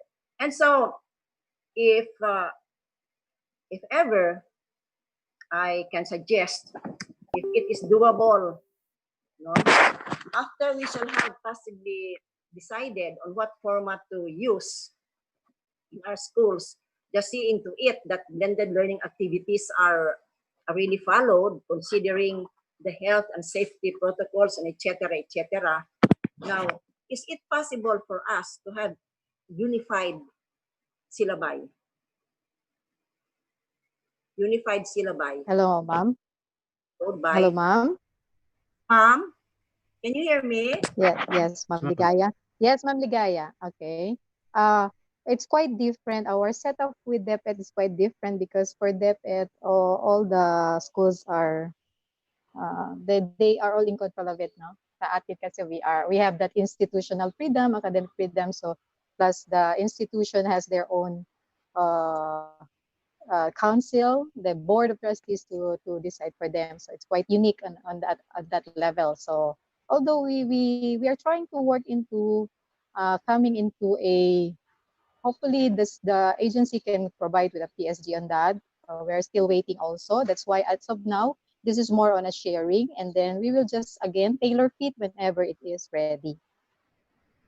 We really hope so too, ma'am. Now, if you attended last time webinar, Dr. Rodi P. Garcia made mention about the online or syllabus by Calcay, no? So we will wait for all the developments. Dr. Dino, you were raising your hand. Dr. Dino Cordova. Hi, ma'am. Good afternoon. Yes, sir. Good afternoon, sir. Yes po. Dr. Mario, thank you for that presentation. Thank you. Yes, ma'am. Ma'am Jo, regarding the template, kasi it was being asked kanina, if we're going to adopt the same Yes. template. Okay, so however, I think right now the institutions have already opened their syllabus, and we have also our own format, like we include institutional learning outcomes, subject learning outcomes. So if you may, because given the time constraint that we have right now to prepare for our syllabi, to recalibrate our syllabi, so this is just only a suggestion. Maybe the template for now we have to leave it to decide to schools, and I think it is better if we will just have to come up with a uniform content. What should be seen in the syllabus, like what that like the reasons that Dr. Garcia had made mention earlier, that we have to provide the link to go for online learning. So I think that is most important right now, because I think that's an additional feature for a new normal or a hybrid syllabus. So the one being presented is actually also comprehensive. So but now I tried to compare it with what we have with our existing syllabus, and I think there is so much revision that we have to do, because we have to get off those graduate attributes, because we have our own, 'di ba, sa mga institution po natin. So for now lang, ma'am, maybe we could just have to concentrate more on the content, not on the format yet. But it's good if we could come up soon, especially in the professional education courses, kasi not all PEC courses have syllabi na. So maybe that's one thing that we have to come up as a council in the region to have uniformity in that. So that could be in the first sem or second semester. So for the summer, we have to leave it that way for the institution to follow their format, provided that we were able to provide those that are being asked by Dr. Rudy, that if you have to look at the syllabus, ando na po yung result ng new normal or the feature of a new normal or a hybrid syllabus.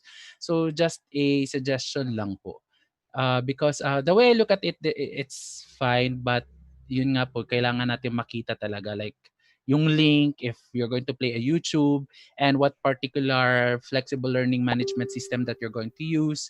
If it's Google Classroom, it has to be reflected there. If it's Neo LMS, it has to be reflected there, including also the assessment. Like where do you have to take the assessment and how, if they have to answer the Google Doc, so it has to be reflected there. So I think that's the content or the feature that we have to agree as a group. Yes, sir. May I? Thank you, Sir Dino. Yeah, Yes. Doc Rudy. Yes, okay. No, this is what I'm looking forward. The same syllabus. Do not change your existing syllabus because it is already according to the outcomes based, according to PSG.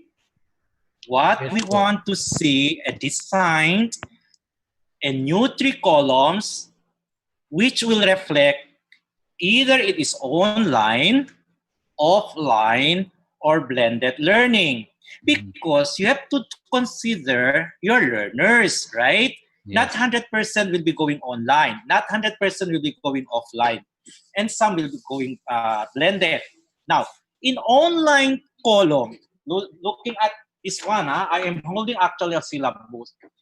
We cannot change whatever the syllabus format from HEIs. We will accept that all, provided you are going to inform us na mayroon kaming online, ano yung mga content doon sa online.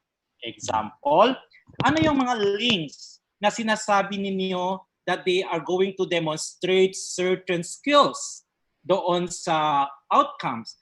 Anong video or anong materials that they can be of use for the students to enhance the capability of doing some presentations. May link yan. Pag sinabi mo sa amin na we will be using Moodle class, Edmodo for example, Google Class, ano yung content doon sa Google Class na isusupport doon sa learning outcomes ng mga estudyante natin? Ito yung new normal. So 3 types of learners kailangan natin i-consider. But despite of the different modalities, your outcome should be the same. Right. Diba? Yun ang kailangan natin. Ang kailangan lang natin yung mga modalities na ipapakita. In other words, walang problema sa syllabus ninyo ngayon. Ito na, ang modalities na lang. This is to make your life easier. Diba?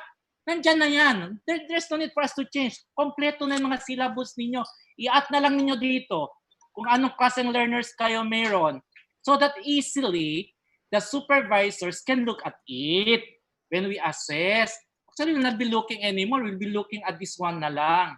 Ang gagawin namin ngayon, gumagawa na kami ng system. Ang system namin, ito mga syllabus ninyo, i-upload lang ninyo ito doon sa aming system.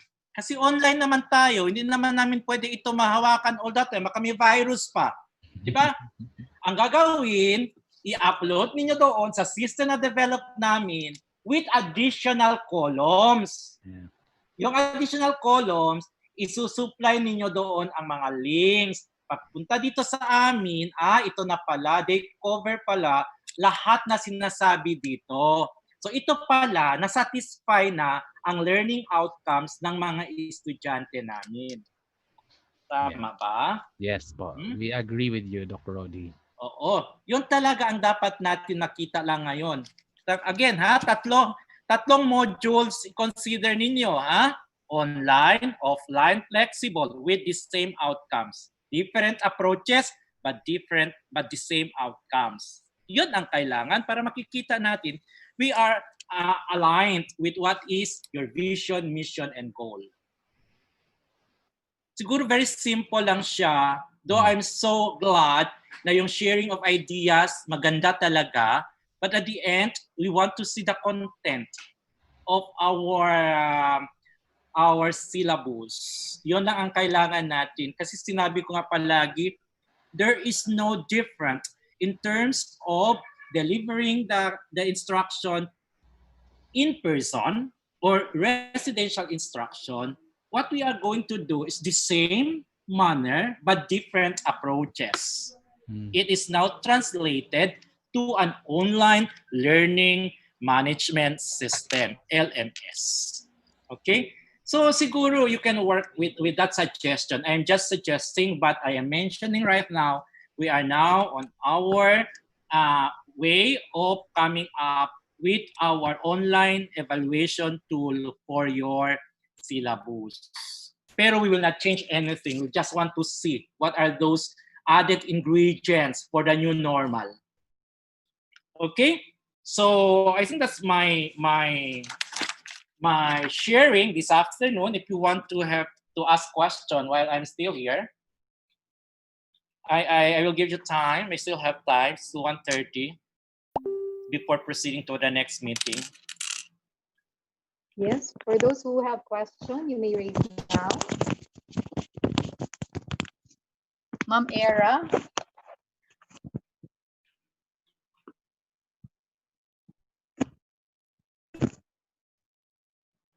So anyone would like to share or to add more? Or okay, si Sir Gilbert. Alayon, Dr. Alayon. Dr. Alayon, Sir Rodi. Screen Pero lang ni nakalagay Dr. Celestio eh.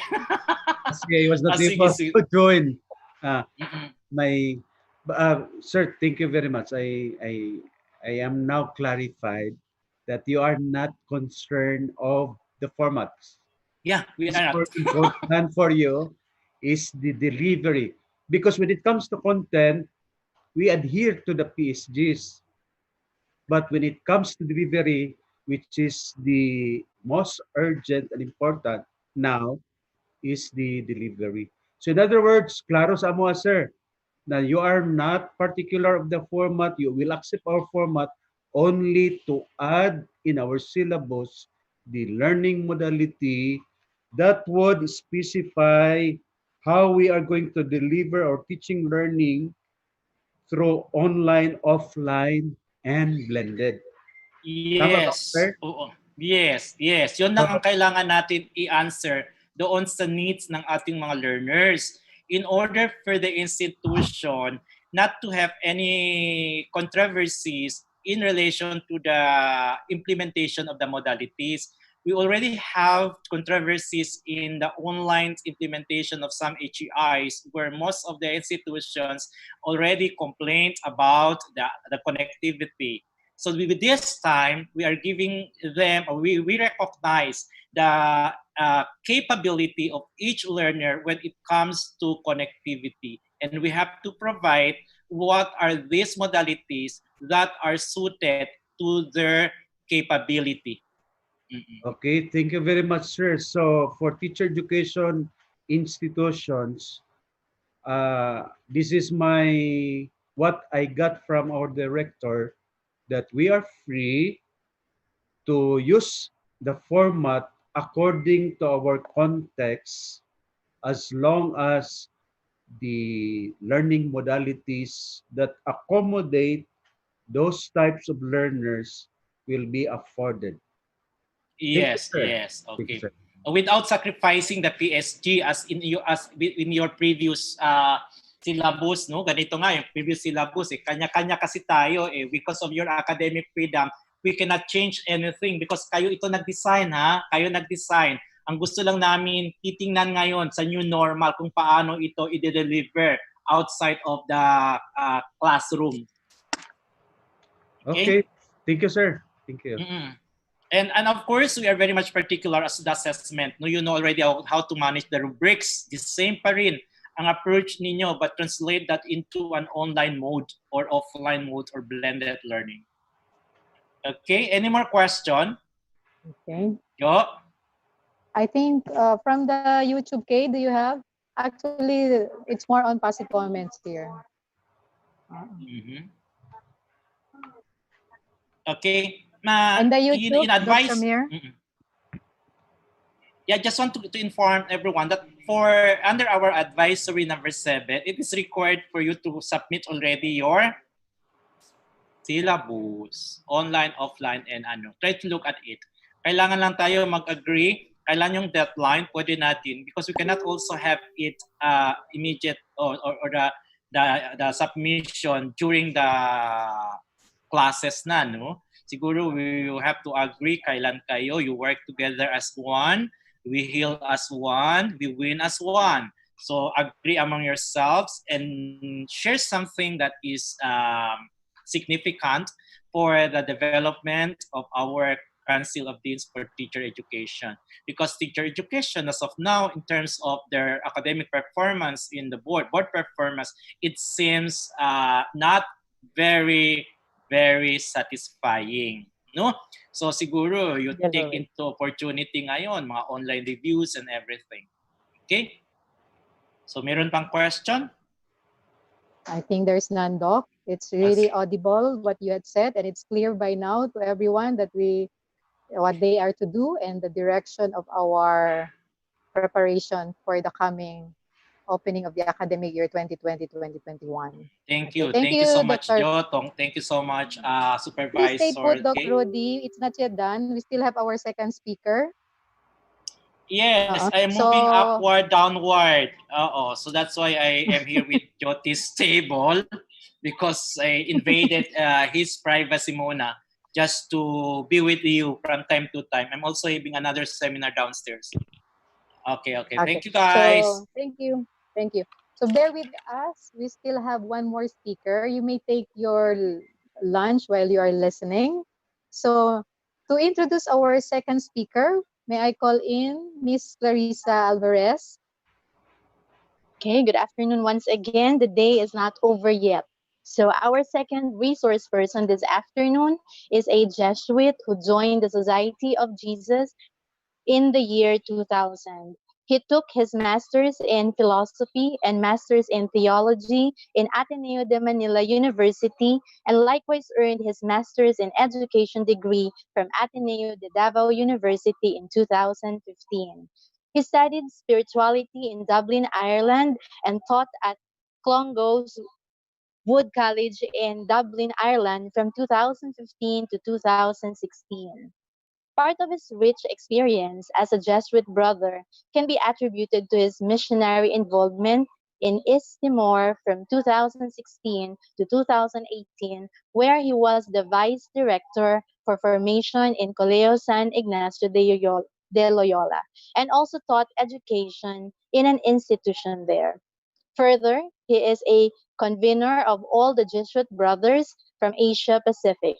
He organizes meetings and calls for conferences. He is also being invited in Japan, Indonesia, Thailand, Macau, and in the Philippines to give a talk. Presently, he is the formator supervisor of basic education of the Ateneo de Zamboanga University. Ladies and gentlemen, let us all welcome Brother Jeffrey Pioquinto of the Society of Jesus. Hello, good afternoon to everyone. I hope you are still okay. So it's already 1:55. Okay, can I ask everyone to turn on muna your video so that I can see people? Okay, please turn on your video. Okay, so I can still see people. Hello, Jeff. Yeah, I want to keep our conference and our session a little bit engaging. Can I see people giving thumbs up? Everyone? Just to see and check if you're still with me. Okay, open hand. Everyone, open hand, thumbs up. Okay side. Okay, thank you. So sorry for that. I'm really for most part, I'm assigned in the basic education, so I might treat you like my students. I used to work with Joe and with Kay in Pilar College, I guess 23 years ago. So, so that's it. Okay. So, disclaimer lang, like what Ma'am Jo mentioned, I'm just sharing about my experience in teaching in Ireland, in Dublin, using online learning. Okay. So basically, it's a sharing. Although, yeah, it's not that really that technical. Okay. So I'm going to share my PowerPoint presentation. Okay, I hope you can see it. Okay, so there you go. Teaching modalities in this point of pandemic. So we just have forum guides. I usually give this every time I give webinar or session online. So I think since we started with the first speaker already, I guess all your mics are already in mute. So no need to do this. Okay, we need to connect. So I'm also into formation. So I guess face-to-face and connection and relationship is very important in education. But there is a way to connect people through online. Okay, so we try to connect to one another and we try to share and listen and learn from this session. Okay, so we have the chat box there. So we have the procedure, the QRTR. If you have questions, thoughts, and reaction, please do share in our chat box, okay? I would appreciate if I see people sharing their reflections, their insights, their thoughts, and their reactions in the chat box, okay? So, I have to be faithful to this. They say, okay, there is no learning beyond 40 minutes in e-learning. We all have to accept this. Okay, I was in Europe, in the US, in Indonesia, in the Philippines. This is basically true to all students, even college students. There is no learning beyond 4 minutes. After 4 minutes, if the moment they're going to see that they are turning off their video, it means they are multitasking already. It's either they're cooking, they're eating, they're doing something, okay? So I try to keep this session within 40 minutes, okay? So that we try to make the learning the most out of it. Okay, si Ma'am Kay, he was able to, she introduced me already, so no need to go over this. Okay, so basically what I'm going to share is my experience when I was in Wood College in Ireland. So I was asked to go there to study spirituality, but since going to East Timor, which is near Indonesia and Australia, I have to be assigned in our new school. So they asked me to learn again and to go back to education and to teach and to observe the curriculum development being done in Wood College. It's a Jesuit school in Dublin. It's a boarding school, actually. So the students stay there for a year, but since relationship with parents and with family is really important, every semester we give them 1 month break to go home and to be with their family. And during those months that they're with their family, our lessons, our classes are being done through online. So I'm going to share my experience being an online teacher in Dublin. At the same time, what are the problems that I encountered as an online teacher? Okay, but first of all, so given I'm a brother and I'm a formator, so let me ask you this question first, okay? Where are you now? How are you? It's very important. I guess mental health is really a concern nowadays. Okay? For example, for me, yeah, I was idle for 2 months, and for that 2 months, I watched all the Korean novellas in Netflix already, and all the animes that I can watch in Netflix. So it's taking a toll on me. I'm not sure if you can see your chat box. Maybe in the chat box, just write a word, okay? A word that would explain where are you now and how are you right now. Okay, can we do that? Siguro for, let's say, 30 seconds. Go to the chat box. Okay, I hope you can still see your chat box. And just write, how are you today? Okay. What are you feeling? Are you feeling relaxed, annoyed, stressed already? Okay, so please do so. Please write in your chat box.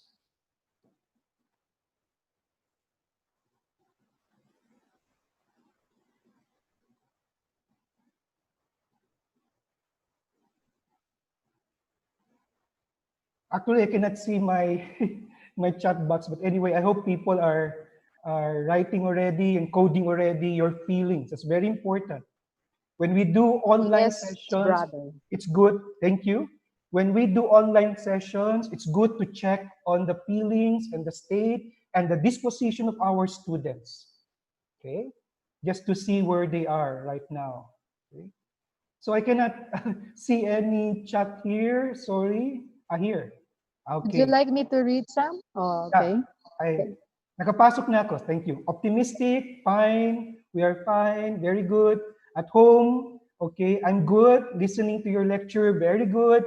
Okay. I'm a little bit stressed. Yes, online session is a little bit stressful. Why? Before, there's a distinction between school and home. If I'm stressed at school, when I go home, okay na ako. Kung stress ako sa school, I just go to my office and I'm already okay.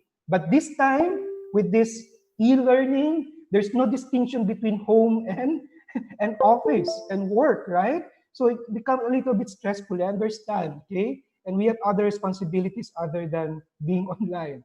Okay, fine. But most of you are fine, striving to adapt to the new normal, very good. Okay, hungry already by Mom Virginia. I can understand I'm hungry too, sorry for that. Okay, I'm feeling refreshed, very good, uncertain. The feeling of uncertainty is basically normal, okay? Part of my work also, I'm a guidance counselor, so I do counseling, and yeah, we need to accept the feelings, those feelings, true feelings from our teachers and from our students, okay? Thank you for that, okay? So, to continue, there is what we call the 6 stages of COVID-19 grief for educators. Just to check where you are right now, okay? So, kung meron tayong 6 stages of grief in psychology, they say we also have the 6 stages of COVID-19 grief for educators and see where we are, okay, right now.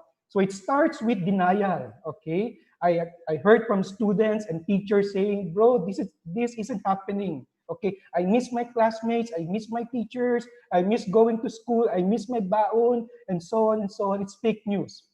Okay, maybe some are still in denial. Some are really angry. I receive calls from parents, okay, telling me, brother, why do you have to cancel graduation? Okay, hindi pwede yan. Okay, family namin are expecting for this son of mine, my daughter of mine, to graduate. Anong magagawa natin because of this pandemic? Wala. And they're still in anger. I just have to listen. Some are in bargaining state. Okay? Some are asking, brother, can we still play basketball kahit nakamas lang? Sabi ko, no, hindi pwede. And some are falling into depression. I can't believe another 2 months inside the house. And probably, I guess, was extended already. Nasa GCQ pa rin tayo. Okay? And later on, okay, hopefully we are all, okay, arrive and achieve and be in acceptance stage, okay? Accepting the condition and try to move on. And hopefully, the last part, which is very important, making meaning, okay? Making meaning of all these things happening to us and find new ways how to adapt. I hope we will achieve and we are already in making meaning. But kung wala pa, it's all right, okay? Just try to be patient with ourselves. And the most important thing that we need to consider when adjusting to new modalities in teaching and in education is basically to understand the process of transition. Why? Because most of us, we are more focused on change. And we all know change is external. Okay? It's the external reaction, our external reaction to what is happening right now. Okay? So it's good to embrace change, okay? Reactions and responses to external demands. But as an educator, it's good that we also have to consider transition, okay? Transition is more on internal, things that is happening to us. That's why my first activity is basically to ask, where are you right now? Okay? How are you right now? Nasaan na kayo ng stage ng grief for educators, okay?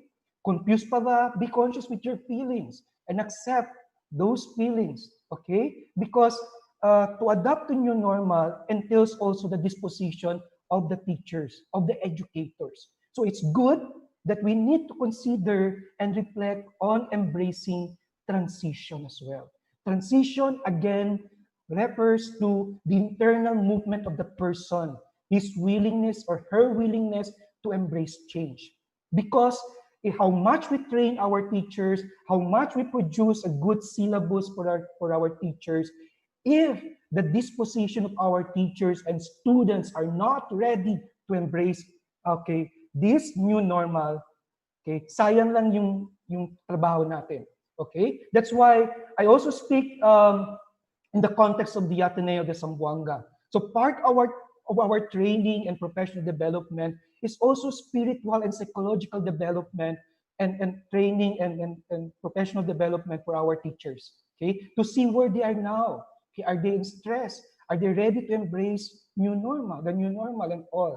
Okay? So the disposition of a person is very important. That's why, again, going back, we need to embrace transition as well, not only change. Okay? And we have to realize and accept that as educators, we also need to give hope to people.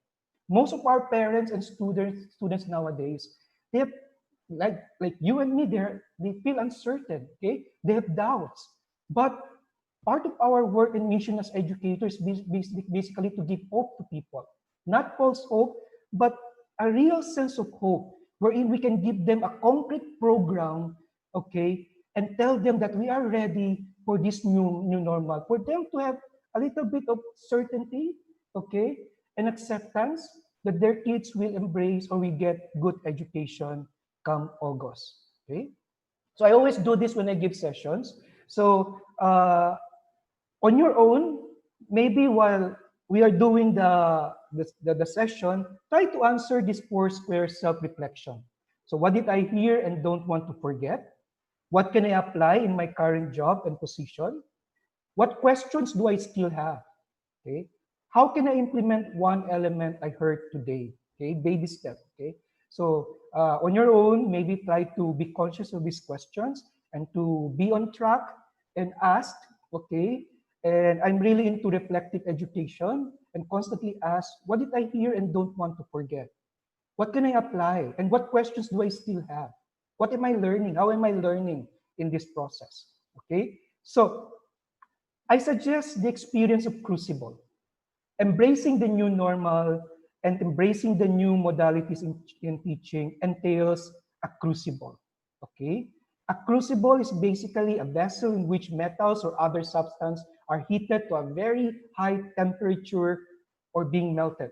A severe test, a place or situation in which concentrated forces interact to cause or influence change, transition, or development. So I guess it's very timely for what we are experiencing right now. I guess we are into the crucible experience. Okay, it's very hard, it's very difficult, but I guess if we are receptive to it, to transition, we can actually create change, transition, and development in education.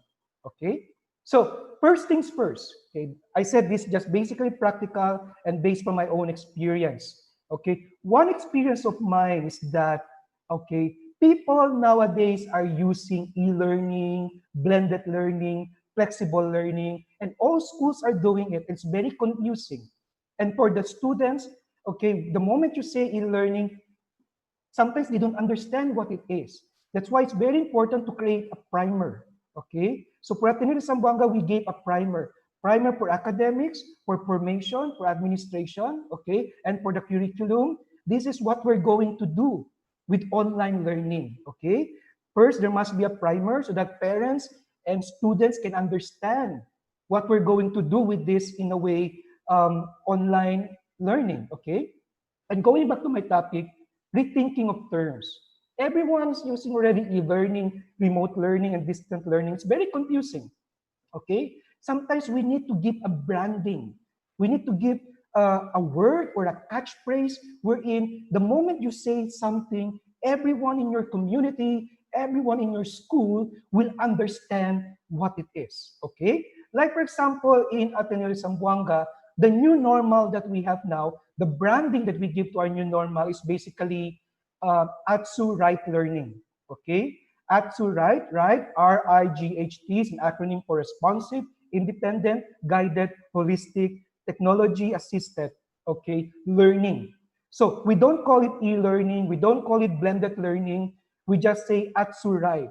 And everyone, our students, our parents, our teachers, they understand what it is. Okay, when we say Atsurai, this is the online learning. And we have a primer for that given, okay, uploaded in our website and given to our students so that they can follow and they can understand what right learning is all about. Okay, when we say kindly go back to our right forum, they know already what it is. Okay, importante yun. Okay, for Ateneo de Manila, their online learning, they call it Ateneo Blue Cloud. So the moment you say Ateneo Blue Cloud, that's basically the branding, the concept of e-learning for Ateneo de Manila, specified in their primer on how they go about with the e-learning, okay? The Ateneo Blue Cloud. And for Ateneo de Davao, okay, they call it Ateneo Normal, okay? It's their branding, okay? So the moment you say Ateneo Normal, that's Ateneo de Naga branding of e-learning. So everybody can understand, have the same concept. We'll start with the same concept on what e-learning is all about, okay? So rethinking of the terms is very important, okay? So I guess we're done with the reflection. I'll just have to skip this one. Okay, what are the crucible in teaching and learning? Okay, first we have the student, the curriculum, and the professional development is important as well. First, let's go with students. Okay, the students first. Like what Doctor mentioned a while ago, importante yung to get to know where the students are. Okay, this is my experience. Even in the Philippines, I've been assigned to Ateneo de Manila, Ateneo de Cebu, Davao, Zamboanga, even in Timor, and some of our students in United Kingdom and in Dublin, our students are not trained to study independently. That's the truth, okay? We have to accept that.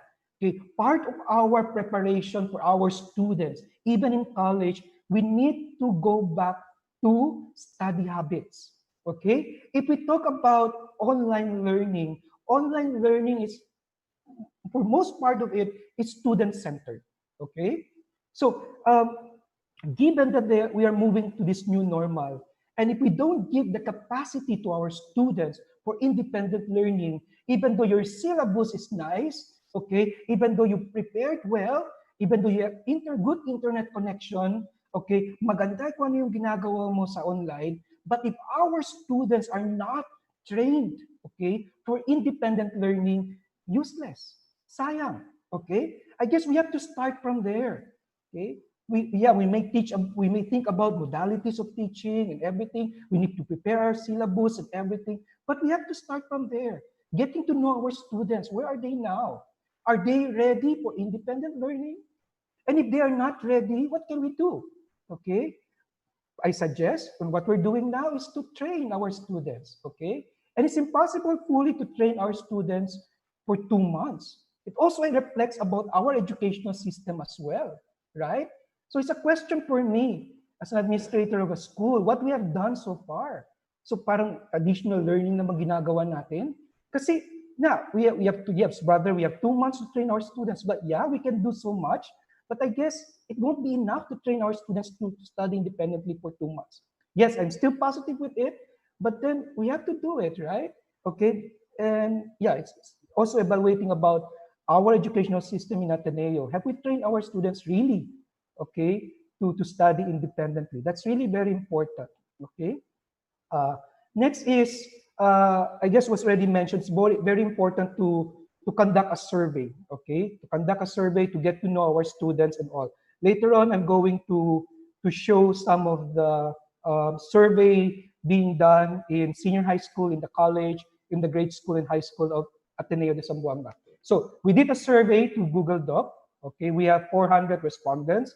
An example here, we have students from Ateneo de Zamboanga Senior High School, okay, on the need assessment capacity for blended learning.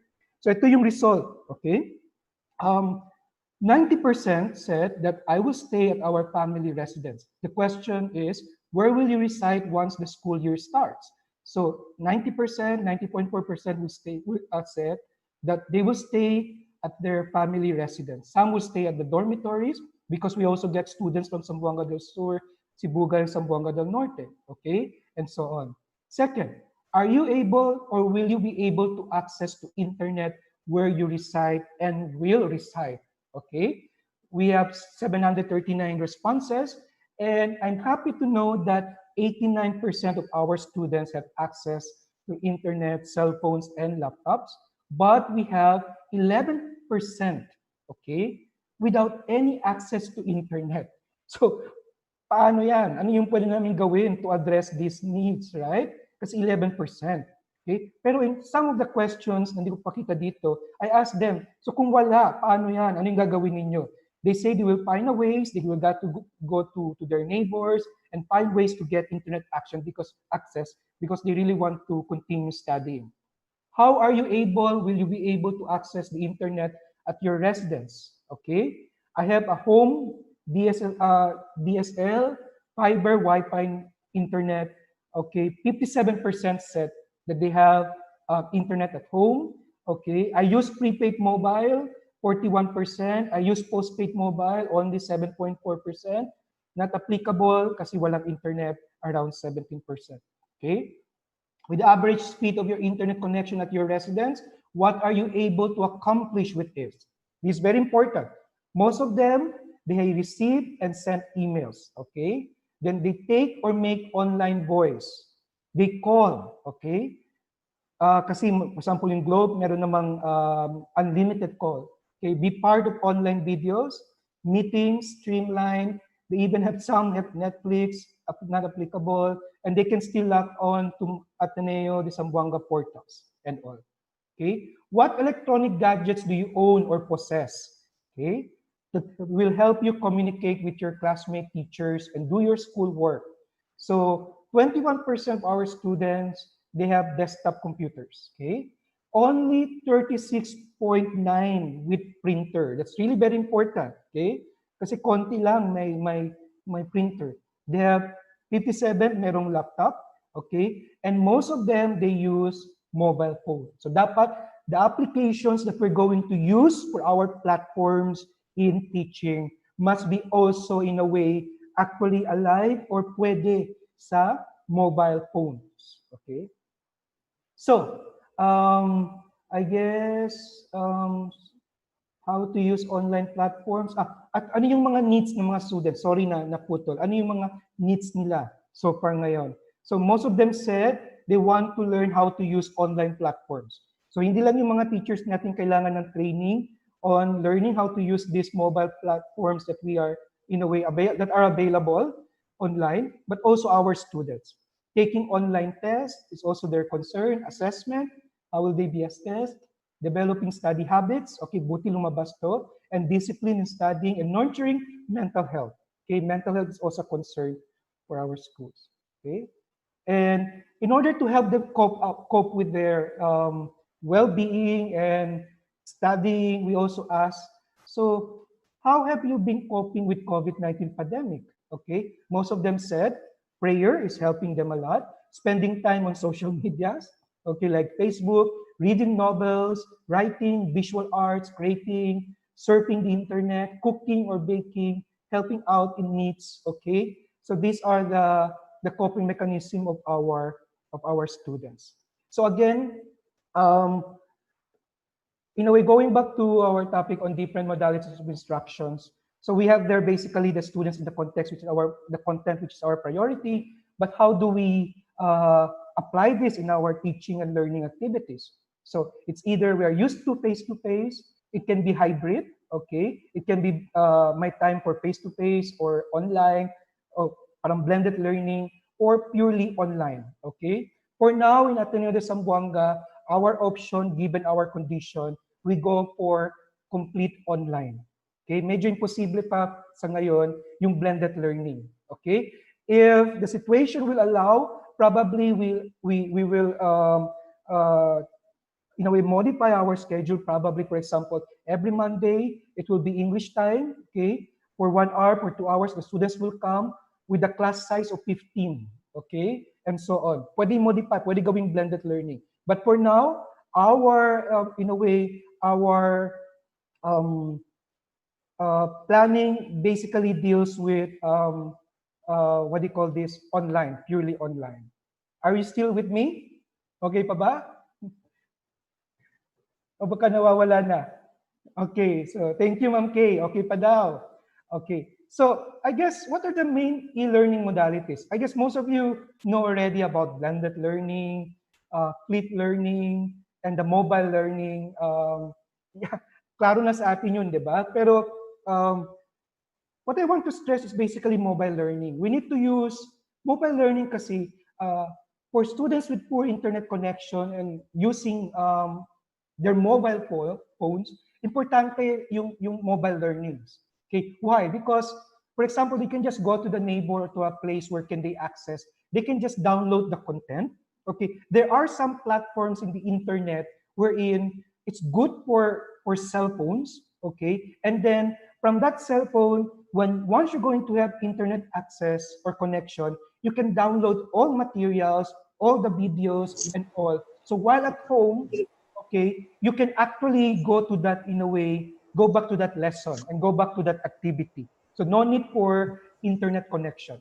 So just for 1 hour, try to get internet connection, and from there, okay, you're on your own, independent learning. The students can get access to your, in a way, activities sa cellphone nila kahit walang internet connections. So if you want, I can send you emails to the different platforms that we have in the internet that is really meant for mobile learning, meaning online platforms that are conducive for cell phones, okay? And where you can download the content, okay? Easy to download so that the students can go through the activity on their own, even without internet access, and even using their cell phones, okay? So, we need to adapt to online modular learning. What do you call this style? I guess Sam already mentioned during that session earlier that what can we do with those students without internet connections? Okay, what can we do with students without cell phones? Okay, without computers. So this is just our plan. This is the Ateneo plan. Probably for our scholars, we can try to connect with different companies, with Globe and with Acer, and try to offer loans for our poor students so that they can get laptop and cell phones. Offering loans to our students. If not, the school probably can just loan to our students some of our tablet, okay, so that they can have access to internet and online learning, okay? That's one solution that we're trying to explore, which is a little bit possible. But how about those students na wala talaga, okay? Walang-wala talaga, yung mga scholars namin, okay? So we're going to move to online modular learning, meaning our lessons is modular. For 1 month, okay, our lesson will be, for example, 3 subjects or 4 subjects. For example, English 101, Education 101, what else? What other subjects? For example, teaching strategies, so and so and so. 4 subjects for 1 month. Okay, yun ang take up nila. Another month, probably 4 subjects for that semester. Then going back to cluster 1, 4 subjects, and then cluster 2. Okay, assessment being done monthly as well. Okay, more on formative assessment. Okay, to keep them on practicing and practicing and practicing assessment through online. Okay, that one possibility. And with this modular online modular learning of Atsurai, we need to provide. We will not ask them to buy textbooks. Okay, but we will provide handouts. Okay, we'll provide handouts. All the activities, the syllabus will be given to our students, or the course outline will be given to the students, and they can follow, and expectedly so and so and so. And all the activities for 1 month, okay, will be given to our students. Para walang maiwan. Yung mga walang internet connection, walang maiwan.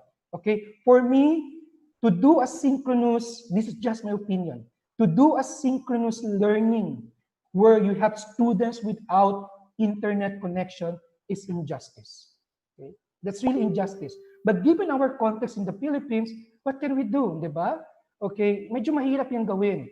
So, just to address the needs for those students without internet connection, we'll give them handouts for 1 month.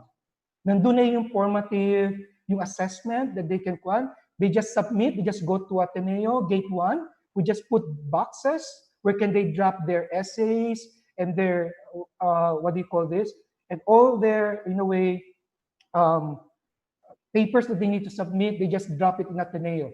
So how shall we deliver the papers, the handouts? So we're going to look for point person per barangay, okay? Teachers, staff, okay, we're going to ask them their help. One person, wherein we give all the materials, okay, for 1 month to that person, and probably parents, students can go to that place and they get their handout for 1 month.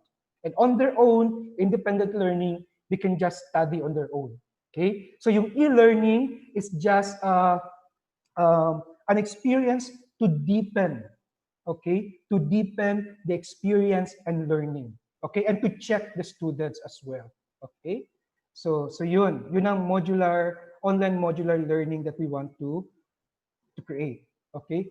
And in my experience in doing online, sometimes you are already having your class in Zoom or in Google Meet or in Google Classroom. There are many students asking for questions, technical questions, what are going on online. So for me, I find it a little bit annoying. Sometimes I cannot concentrate. But what our school did in Clongos, we have a technical help desk, okay? So I guess cell phone is accessible to our students.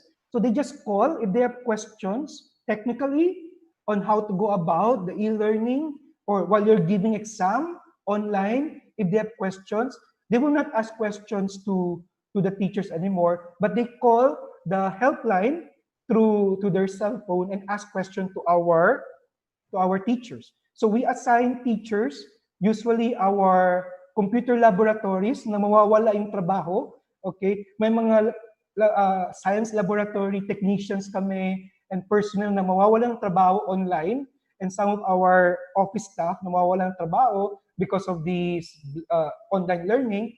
So we train them. We train them to answer questions, and we train them with IT and technical background in doing online learning, so that if students have questions, they will not ask the question to the teachers, okay? But they will dial this number and they will talk and ask questions to our help desk. That's really very important to create a help desk, okay?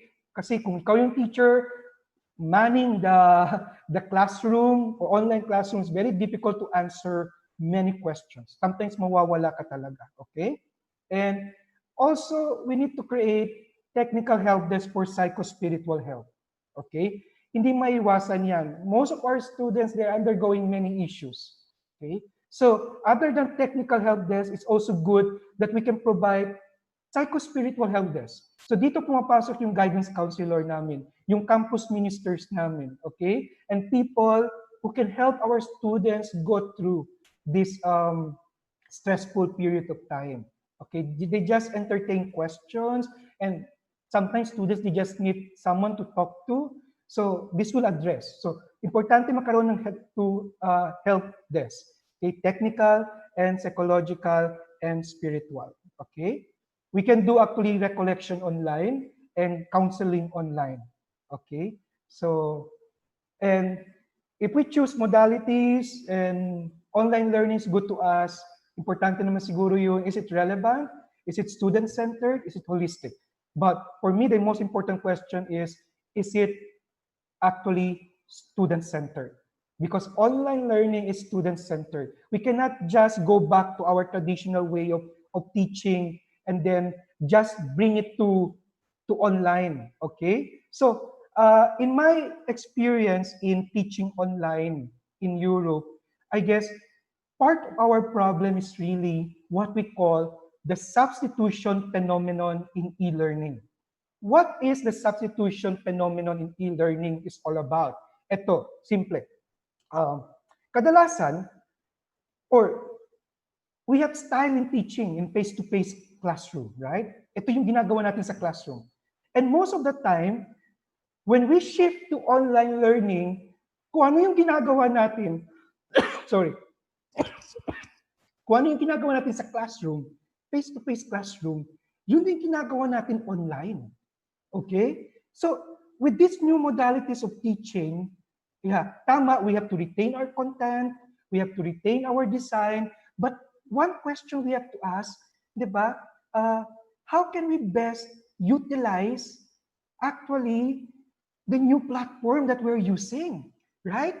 For example, this morning I gave a session on how to maximize the use of Zoom, okay? For example, you can create a breakout section, breakout group wherein people can interact, okay? You can invite people from different places, and there are many things that we can explore in Zoom, right? Not just like this, so I'm a bad example for this, but there are many ways how to utilize Zoom to make it more engaging and make it more engaging and asking the participants to participate well. So given our number, medyo nahirapan ako konti dito. But what I'm trying to say is, remember the substitution phenomenon in learning. Diba?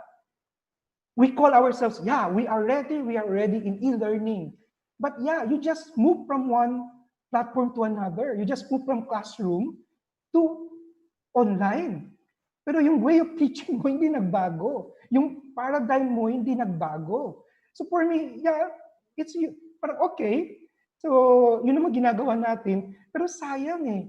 How can we maximize e-learning? The usual, the real idea, and the real, what do you call that paradigm in doing e-learning. Kasi what we usually do before in classroom, hindi na pwede, o pwede naman bang gagawin sa learning. Pero kung gagawin natin sa e-learning yun, I'm sure, hindi natin mamaximize learning sir. students. Thank you. May we ask our participants to please turn off their microphone, please? Excuse me. Sir Kenneth Potencia, can you please turn off your microphone, sir? Sir Kenneth Potencia. Jots, can we unmute them, Jots? Okay. So, sorry for that, Brother John. No problem, Ma'am Jo. Can I just check everyone? Again, can you please turn on your video for a while? Just to see if people are still with me. Okay. And please. Okay, thank you. Can we do all the hands out, everyone? Hands out. Okay, do hands out. Okay, fist. Can we give fist? Okay. Thumb up. Okay, sign. Okay, thank you. Thank you for being with me. So going back to what I'm trying to say about substitution phenomenon, sometimes we just bring our habits in what we do in the classroom online. So sometimes hindi na siya effective and we cannot maximize learning with that. Okay, eto. I tried using blended learning when I was in Ireland. Okay, but when I observe teachers, okay, when I talk to them, when I observe in the classroom how they apply blended learning, okay, I read their syllabus, ang ganda ng syllabus, okay, ang ganda ng activity, it's really very student-centered, it's really good for blended learning, pero when I try to join them online, and when I try to observe them in the classroom, kasi blended, di ba, pwede online, pwede sa classroom, sayang, nandun, maganda yung syllabus, pero hindi ginagawa, hindi pinapalo doon sa classroom. Okay, I'm not saying that we really have to be faithful because of our academic freedom, right? But what I'm trying to say is, kung anong ginagawa nila sa classroom, yun din ginagawa sa blended learning. Pero sabi ko sa mga teachers, kapag meron kayong activity online, okay, so the purpose of the online activity is to maximize independent learning. So the students, independently, away from the school, they can work and they can study. But when they go to our school, when they go back to our school, it's time to continue the learning. That's why it's called continuous. Blended also means continuous. Kinu-continue mo yung learning online sa classroom. Pero ginagawa, ito yung fallback ng mga teachers. Kapag activity sa online, iba na may activity sa classroom. Activity sa classroom, walang connection sa online. I mean, may connection sa topic, pero yung activity, walang connection. So I said, you're calling yourself a blended learning teacher, but you're not actually applying, sorry for this, applying blended learning. It's just words. It's just in the syllabus. Okay? So you have to understand really what blended learning is all about. So when you have this activity online, okay, so how will you bring that process to the classroom to deepen the experience? Because there you can see the what do you call that, yung reactions ng mga students, yung physical reactions nila, and my interaction, di ba? So doon na, dalhin mo yung process to deepen the experience and the lesson classroom. Okay, yung assessment. And then bring it back to online. Di ba? To deepen the experience, may connection. Yung content, okay, yung process. Okay? So I guess it entails training. We cannot say, oh, use blended learning. And we understand, go to the seminar, blended learning is so and so and so and so and so. But then actually, we don't know how to use that. Okay? That's why importante yung mentoring. Okay? And now we don't use mentoring but coaching. It's important to coach our teachers. Okay? Not just giving them the knowledge on what blended learning is all about. I usually tell this to our College of Educations in Ateneo. Do not just give theory on about teaching, right? Give them also the experience, okay? For them to understand fully these different modalities of teaching, okay? If we say modular learning of Ateneo Zamboanga, what do you mean by that? Of course, you have to start with the knowledge, right? Obviously, but give them the experience how to do it. If you want them to learn how to use Google Classroom, ask them to use Google Classroom, right? For example, with my teachers now, I meet with them to Google Classroom. You can check attendance in the group in Google Classroom. So I told to the teachers, ito yung attendance natin. I can check attendance to Google Classroom. I can give memo and letters to our teachers to Google Classroom. Contact niya si Darren Vin. Why? Because alam natin, sorry. Alam natin, if you send emails to people, people doesn't read emails. We have to accept that. Everyone, sorry, maybe we can. I'm sorry, Sir Ariel. Sir Ariel Bina, please off your microphone. Okay. Sir Ariel Bina, please off your Thank microphone. you, Sir Ariel. So, okay. So, other than training how to use the different modalities in teachings and the different platforms that we have online, it's really good that the teachers, they need to practice, okay, these different platforms and to learn really how to use the different kinds of learning, okay? Hindi lamang yung ginadala natin kung anong ginagawa natin sa classroom online, okay? So yun. What I'm trying to say is we really need to have a makeover for our teachers, okay? Yeah, from being transmittive, okay, in a way, a paradigm of being transmittive, of knowledge, to constructive teaching. Because online teaching, online learning, is constructive in nature, okay? Independent learning. But again, it's easier said than done. It's really, like what I've said, there's a tendency for us educators just to bring what we do, our habits, to online. Mali yun. It's a phenomenon all over the world. We really have to change our paradigm, okay? Paradigm in looking at these new realities on how to adapt really to this new type of learning and maximize what we have there online. Okay, so planning new tools, okay? We have to plan and we have to purchase certain kind of online applications. Why? Number one, the free ride will end soon.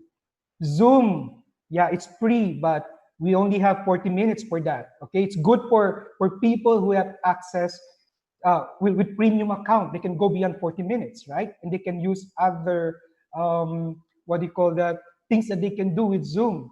For example, Google. I use most of the time Google Meet because it can go beyond 40 minutes. But then by August, we have to accept it. By August, Google will start charging already, right? And most of the applications that we have in the internet are free because of COVID-19. They are very generous in a way, okay? But we have to realize that this will end soon. This will end soon. By August, we have to pay. And some of those, hard to say, those businessmen, they will try to, in a way, take opportunities with this one because everyone is moving online. Okay, we have to include that in our planning. Okay, what platform are we going to use? But here's the secret: there are many free applications online. It's up to us to be creative. So if you want to learn more about those applications that are free online that we can use in our teaching, just send me a message. Okay. Okay, choose the tools that best help your, in a way, your mission, okay, your objective, okay. Education Technology Committee. It's important to form a committee or a group that will cater, that will help train our teachers and students, okay. Importante talaga yun. And this is the principle I've learned in doing online teaching, okay. Avoid one ring, okay, and Wild West. Ano ibig sabihin nun? One ring that ruled them all, just like the Lord of the Rings. Excuse me for that. One ring. Ano ibig sabihin nun? Okay? I was in this school and the principal or the dean said that we have to use this platform so that it will be uniform. It's good at first. Okay? Everyone was using one platform, okay? Or mga platforms na ito yung ini-indicate ng school, gagamitin natin yun. Pero we have to take into consideration that, in a way, it can be also very limiting for teachers and for students just to use one platform, okay? And we have to avoid also the phenomenon on Wild West, wherein one school, I was in this school in Indonesia, wherein they are using many platforms, okay, no common platforms, okay. It was very confusing for me as a teacher and what more for our students. Why? Because the students become saturated, right?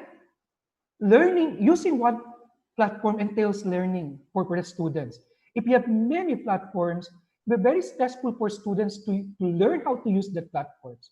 It's good to have probably 8 platforms and the students, di ba, master nila kung ano yung platforms na yun para ma-maximize yung learning. So walang common platforms. It was very confusing for the teachers. It was very confusing for our students. So my own evaluation in that school, walang learning masyado nangyayari or hindi na maximize yung learning. Okay? So avoid one ring and Wild West. Okay? So we have to remember this. The technology is just a tool in terms of getting the kids working together and innovating them. The teacher is the most important. Okay, we need to invest on our teachers. Okay, to train well. Okay, to teach online lessons well. Okay, so essential elements in e-learning. Okay, first there is a need for portal. One portal. Okay, for a school to maximize online learning, we must have one portal. Okay, we have to identify one portal, right? For example, some of you were talking already about Edmodo. I used Edmodo 8 years ago. I'm not sure kung kumusta yung Edmodo, but Edmodo is really a powerful portal. Okay, all my presentations, my slide presentations are there. If I want to chat with my students, I can chat with them to Edmodo, and then when I give exam, okay, what do you call this? When I give exam, I can give exam through Edmodo, and then I receive the exam through Google Doc, okay? Nandun na yung scores ng students. And then, one good thing about Edmodo, it will email the score of the students to the parents. Okay? Para alam na ng parents kung ano yung ginagawa ng students. Okay? So, you can set that up, okay? And it's very convenient to use Edmodo. Okay? Moodle. Okay? Moodle is also a very powerful tool that I use as well in Ateneo de Davao. But this is my experience. Okay? For our teachers and students to get used to Moodle, it took us 2 years. Okay? It took us 2 years from higher education to grade school, to use Moodle, and that was 8 years ago. To use Moodle, it took us 2 years to train our teachers and students how to use it properly. And most of our teachers and students, they have resistance to it. Mahirap nga. You need to adapt. Okay? So yun. So medyo maraming kailangan gawin, right? And you have to learn how to use Moodle. Your students, they need to learn how to use Moodle. Okay? But one good thing and good sign that I'm seeing right now, because of this pandemic, I guess we have no choice. Okay?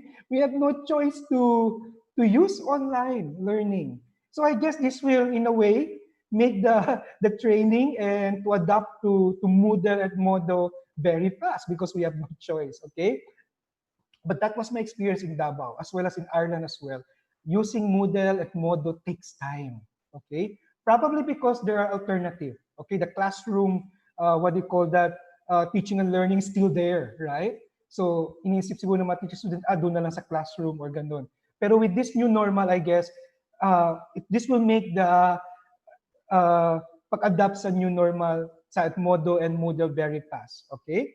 Number two, it's also important to have community board, okay? To keep the community together. We need to have the community board. One community board for a school, okay? For example, you can use Facebook. All the announcements are there. If they have questions, they can ask there. And the e-learning portals, Moodles, we call it ATSU, G portals, everything is there. Okay, so that student can just go to one community board for announcement, and they want to communicate with their teachers and with the school officials and to parents from our school to parents. Everything can be done through the community board. It will very, in a way, helpful for our students and parents and teachers as well. Okay, so one teacher of mine said, and nandyan na yung, at first I was thinking, what community board can we use? What platform can we use? Pero inisip, sabi ng isang teacher ko, parang, brother, lahat naman nasa Facebook. Lahat naman may access sa Facebook. Why not Facebook? And we use Facebook, and it did help a lot. Diba? Nandun na lahat ng students. Easy communication. Diba? Online enrollment is there. Diba? For clearance, anything that they need to ask, and we need a message that we need to convey to our parents and teachers, everything's there in the community board.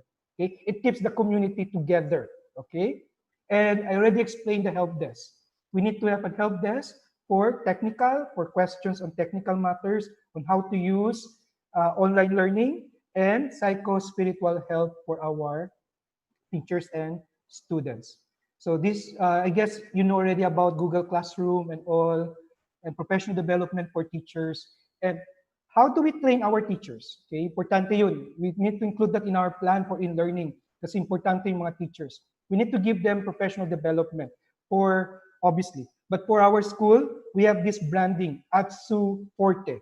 So what is Forte? It's basically formation and teaching through technology for our teachers. It's basically a professional, a technical development for our teachers, okay? So, in trying to redesign our curriculum, to re-engineer the classroom, kung meron ng face-to-face learning or classroom online, reinventing student life, okay? So, we develop teams to help us with this. We have the tech team, we have from our IT team, from our IT teachers in the college and students, okay, and engineers. So, we have this tech team, and the sole responsibility of our tech team is basically to train them, to train our teachers how to use online learning. This is very important because now in Ateneo Zamboanga, we are in a way about to start with our summer program in the college. Okay, so we train first those teachers who have load for summer, okay, in higher education.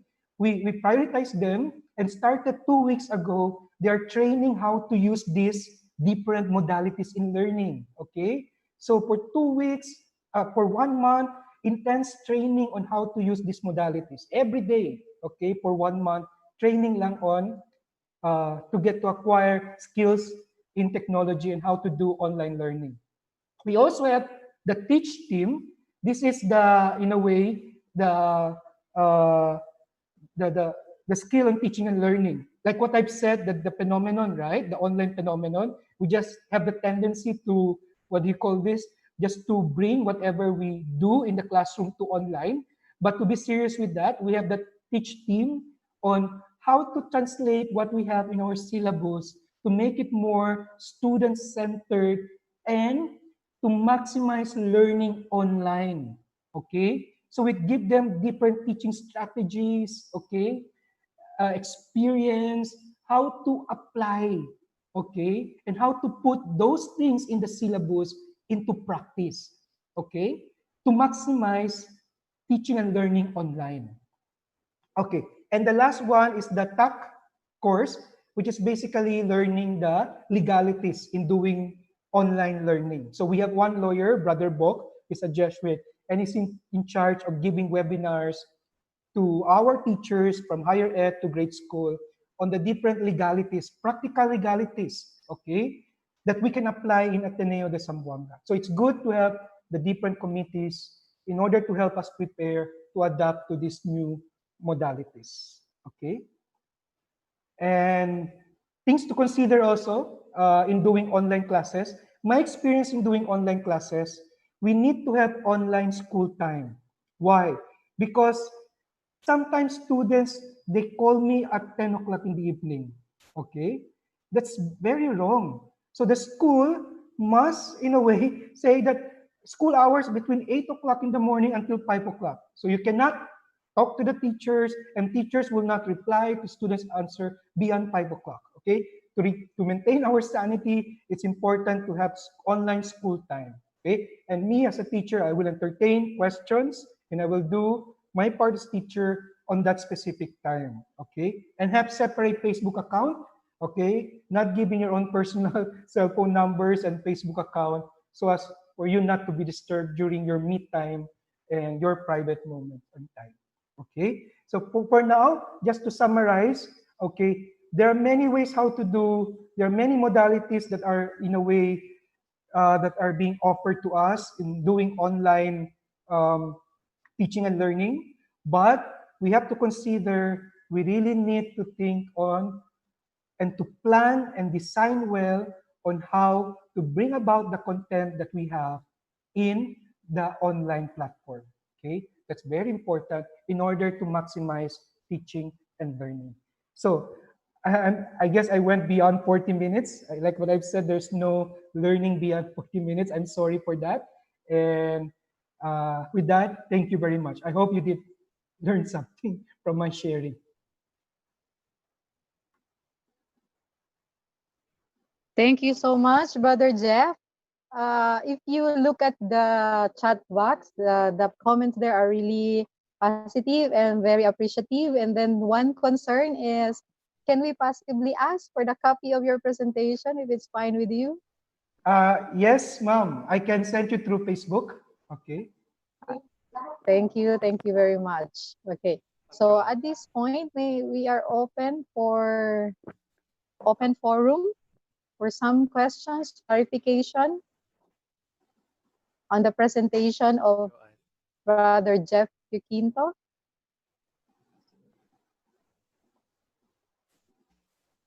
Just raise your hand. Yes, yes, yes. Somebody's talking, pero Ma'am, this is Shamir, ma'am. yes, say it loud, Sir Shamir. Yes, ma'am. We have questions here. Please on the microphone, Questions sir. are coming from our YouTube channel, ma'am. Yes, sir. According to Mr. Luis Bazan, what is your comment on the use of radio and television as mode of delivery of instructions, specifically students with no internet connection? Sir Jeff. Is it directed to me? Sorry. Yes, Okay. sir. Yes, sir.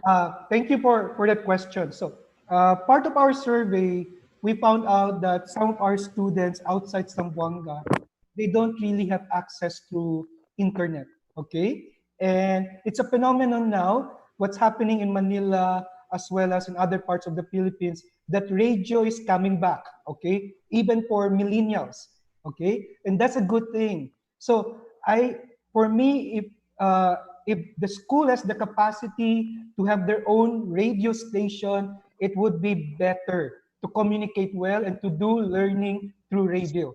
For Ateneo de Zamboanga, we are already trying to put up our own radio station, the Blue Radio, wherein we can communicate to our students outside Zamboanga.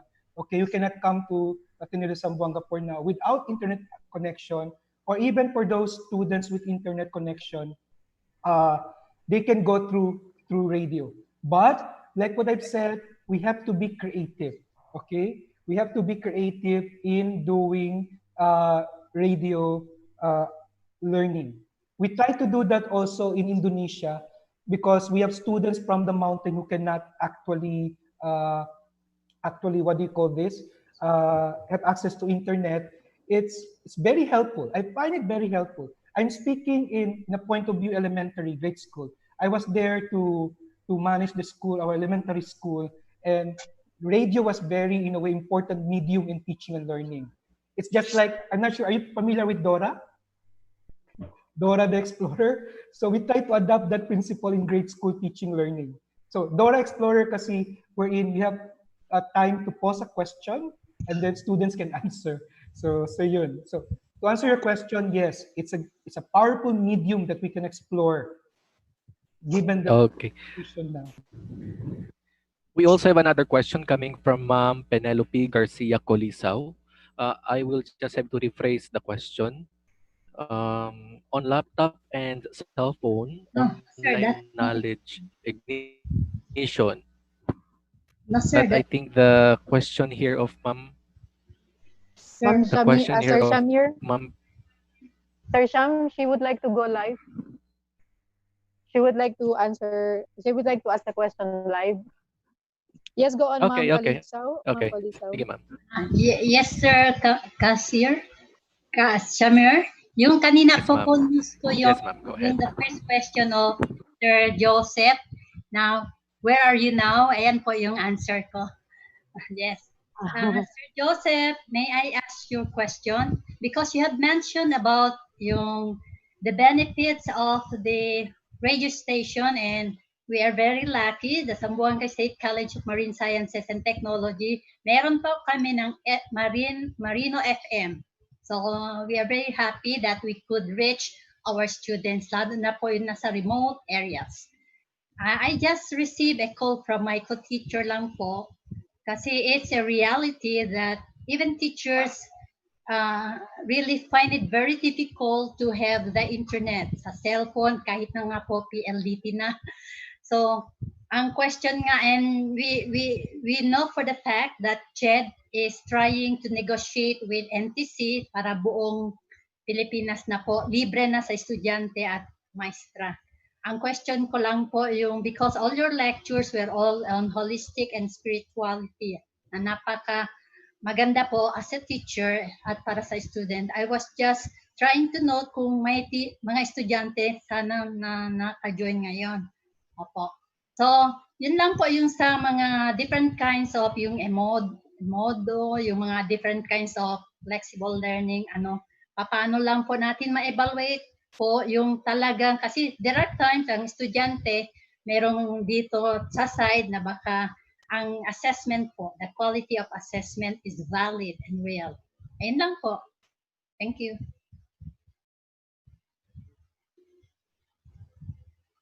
Any more from Facebook, Kay? So far, there are no questions here in Facebook.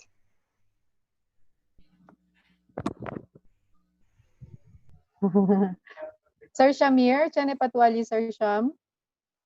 We do not have any more questions, ma'am, in our YouTube. Okay. So if there is none, I'd Sure. like to... Hello? Yes, sir. Can you recognize me? Hello, yes, sir. Yes. Yes, sir. Dr. Adrian. Yes. Good afternoon to Yes, everyone. Dr. Adrian. This question will be asked to Brother Jeff. Are you still there, Brother Jeff? Yeah. Yes, sir. Yes, sir. I Yes, am sir. Dr. Adrian Simorlan of PIMSU. the Dean of CLA. I analyzed regarding on your data about the availability of the students regarding the e-learning. But I noticed in your university, around at least at 57% that are ready for the e-learning. So in this sense, talagang iba as compared sa state university which only have at least 20% no readiness for the ano. So how can you reach the gaps or make some amendments regarding to your 43 students na walang mga gadgets for e-learning? Okay, thank you, sir. Actually, that's also our struggle, no? Kasi kung masasabi natin, kahit 2% lang walang access sa internet sa Ateneo, pero valid concern yan kasi hindi natin pwede iwanan yung mga estudyante. For us, the one way that we can address is really to shift our what do you call this, to modular. Okay, make it modular, and by giving of handouts. Okay, so all the instructions, all the contents of teaching and learning are already there in the handouts. The student can also accomplish and be given assessment doon na rin sa handouts and everything nasa handouts. Especially for those students talaga na walang handouts. So parang textbook na rin yung handouts, and all the activities are there, and they just go to Ateneo just to submit those needed assessment. Okay, so basically they're on their own. So medyo mahirap, medyo malabo, pero yun pala yung naisip namin paraan how to reach out to those 7% of students without internet access connection. Yes, sir. I agree with your response. However, the practice of modular, as we can see, is purely on the graduate level. Because when I was in the Lasal in a master's degree, we use modular, no? Even though we have face-to-face teaching. So talagang tama ka, sir. Talagang struggle dyan sa part natin, no? Na how can we, especially in the provinces, no? Na wala talagang mga internet connection. So talagang dilemma kami, even sa WIMSU, that will be our dilemma regarding the connection. Okay. Thank you, sir. Thank you. Tama, Doc. It's really a dilemma kasi yun ang hindi natin makuha yung age readiness ng mga bata, pati yung independent discipline nila of learning. So medyo mahirap na yun. Yes, sir. Thank you, sir. Thank you. Thank you, Doc. Still have question from the group? Ma'am Dana, are you, Ma'am Nars, are you saying something, Ma'am Nars? Mario, ma'am. Sir Mario. Yes, Sir Mario. Kindly, yung volume ng microphone niyo, sir. Yes, ma'am.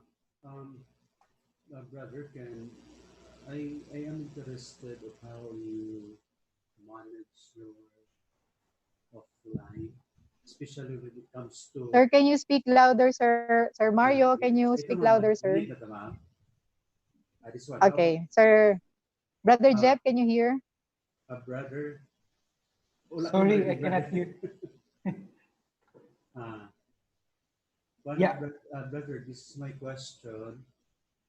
How about the financial needs in terms of the delivery of your offline, like when you mentioned about distribution of materials to those who have no access to internet? How did you charge your students for the materials? Wait to Jeff.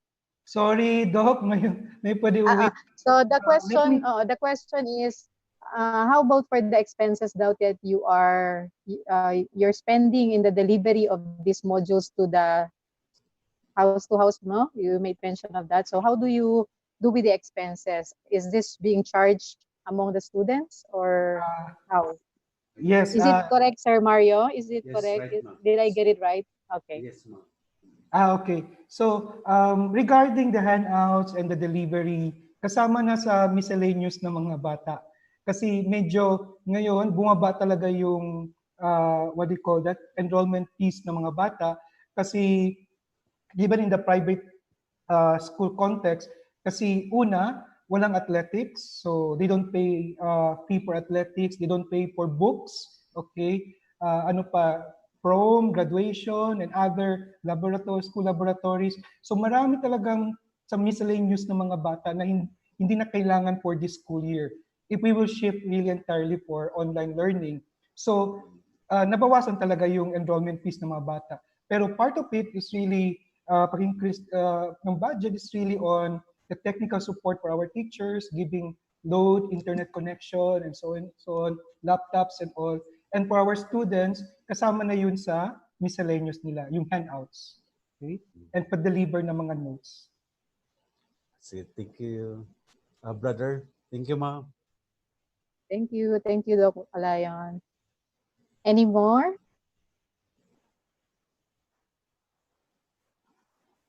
Yes, Ma'am Pen. Are you raising your hand? Thank you po, Sir Jeff. Okay, I have heard you telling us na yung dinideliver lang po yung module sa mga estudyante sa Ateneo po. So in ISO, risk management strategy is very important po. Yung with the COVID now, dapat before, during, and after, ang security po lahat ng estudyante, personnel, at kwan. Ano pong strategy nyo? Incoming na po kayo sa itong June 8 po ba ang ano nyo, summer nyo? Thank you po. Okay. Yeah, we need to consider talaga the health protocol of our and the safety of our students and teachers and the one delivering the course. So we have protocol for that, okay? And the modules will be sent online as well, okay? For those students who can have access to emails, okay, Google Drive, the modules will be sent there. But these handouts, we really focus on students who have difficulty in having access to internet. In my experience now in Zamboanga in teaching online, yung brownout is really a concern for us, di ba?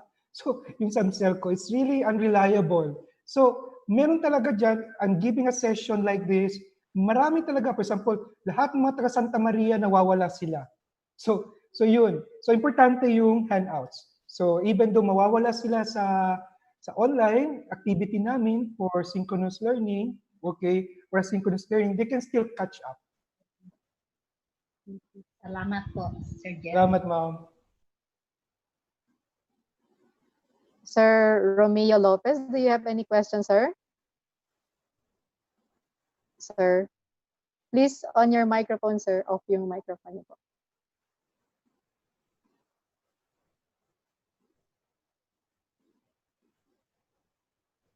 We cannot hear you, sir.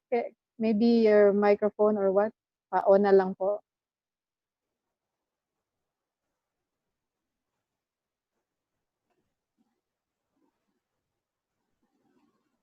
Hindi ka namin marinig, sir. Yung microphone nyo is off, Sir Romeo. Sir Lopez, pa-on nyo. Okay.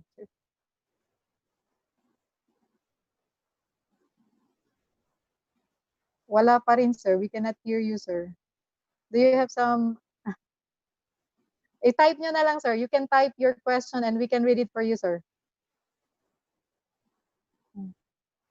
Kasi you made mention here about the downside of online learning. Do you have question about this? You have left to share the downside of online learning based on your experience. That is the problems associated with it that comes from your student. So parang may putol. Okay. Sir Jeff, would you like to comment on that? Other than the downside of using online learning, I made mention of those things just for us to consider and to watch out for those things. But then, other than the downside, I guess there are many opportunities that we can explore in online learning. For me, yeah, there are gamut of ways that we can improve teaching and learning online. Okay, there are many ways to explore. So we have in coming months to explore that. Okay, but yeah, I just made mention of that because it's important that since we're moving towards it to see and to equip ourselves and to really see kung ano na yung pwede natin i-avoid sa experiences ng iba. That's just basically my experience, my context. Pwede o hindi, baka hindi mangyayari sa inyo. Oo, Or sa advice context ko ninyo, reset but yan todo. just a sharing on possible problems that we may encounter so that we can avoid.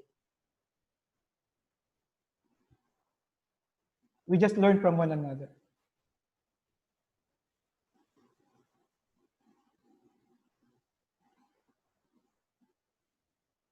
And thank you, everyone. I read those messages here in chat. It's very heartwarming. Thank you very much.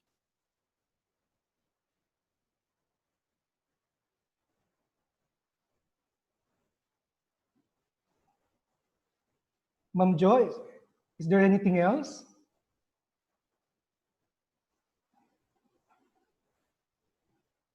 Hello, Ma'am Jo.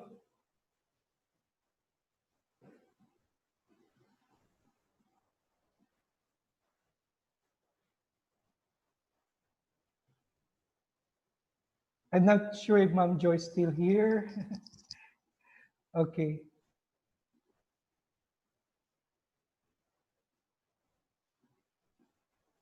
I'm sorry, I need to leave.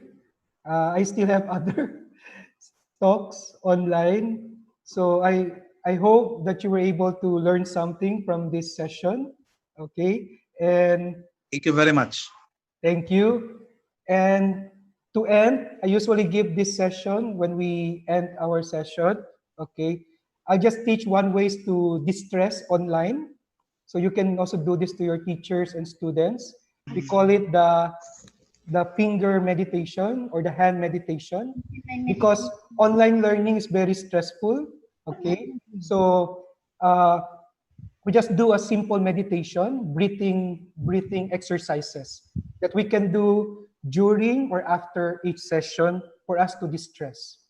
So let's just find a quiet place and just dispose ourselves for this meditation to distress. So I just want you just to touch your thumb like this. Slowly focus, looking at it, and slowly. It helps us with our breathing, and focusing on things and to distress. Once you do like this, breathe in, then breathe out. Do it slowly. Breathe in, breathe out. Breathe in, breathe out.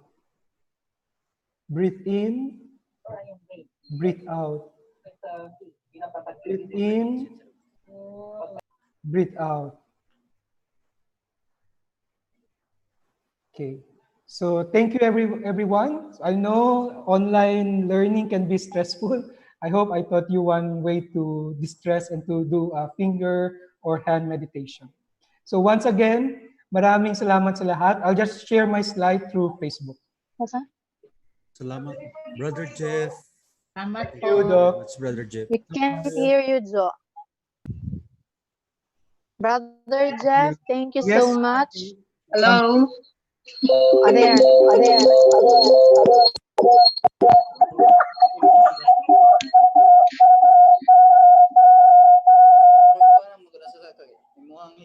Hello, Sir Jeff. Are you still there? We would just like to give this certificate to you for being our online resource person for today. Then out, yeah. Also, Dr. Alayon. Thank you, Ma'am. Okay. Also, the same certificate is also given to Sir Alayon for sharing his experience, insights on today's online. So once again, Salamat, to ma'am. both of you, Sir Mario and Brother Jeff, thank you so much for sharing your time with us, and also for those who are there, no? But before we leave, Sir Joseph is ready for documentation purposes. Let's give our big smile. Jots, when you're ready.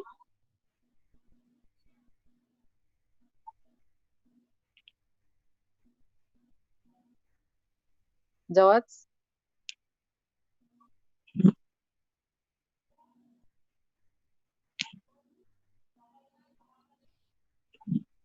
Joti. Yes. Yes, okay. So on your count, Jots. Okay, may I request first everyone to please turn on all of their videos so that we could all watch you on screen. And on my count, we have around 3 galleries. So for the first gallery, may I request everyone to please smile. 1, 2, 3. And now on our second gallery, everyone smile. 1, 2, 3. And our next gallery, 1, 2, 3. Okay, we'll just take one more. 1, 2, 3. And another one. 1, 2, 3. Okay, thank you. Thank you. Thank you so Thank much. you so much, Ma'am Kay. Salamat. Okay. Sir Thank Joseph. you, Doc Mario. Thank you. Okay. Thank you. Thank you. So before you go, this is the certificate of appearance where you can comply first the evaluation form, and you will receive an email with your certificate. Also, the presentation that you are asking will be sent to your email where you had registered on. So after you fill out the form, we will send you a copy. Thank you po. Thank you. So Ma'am Dana Pace Salundagit will now give us the closing message.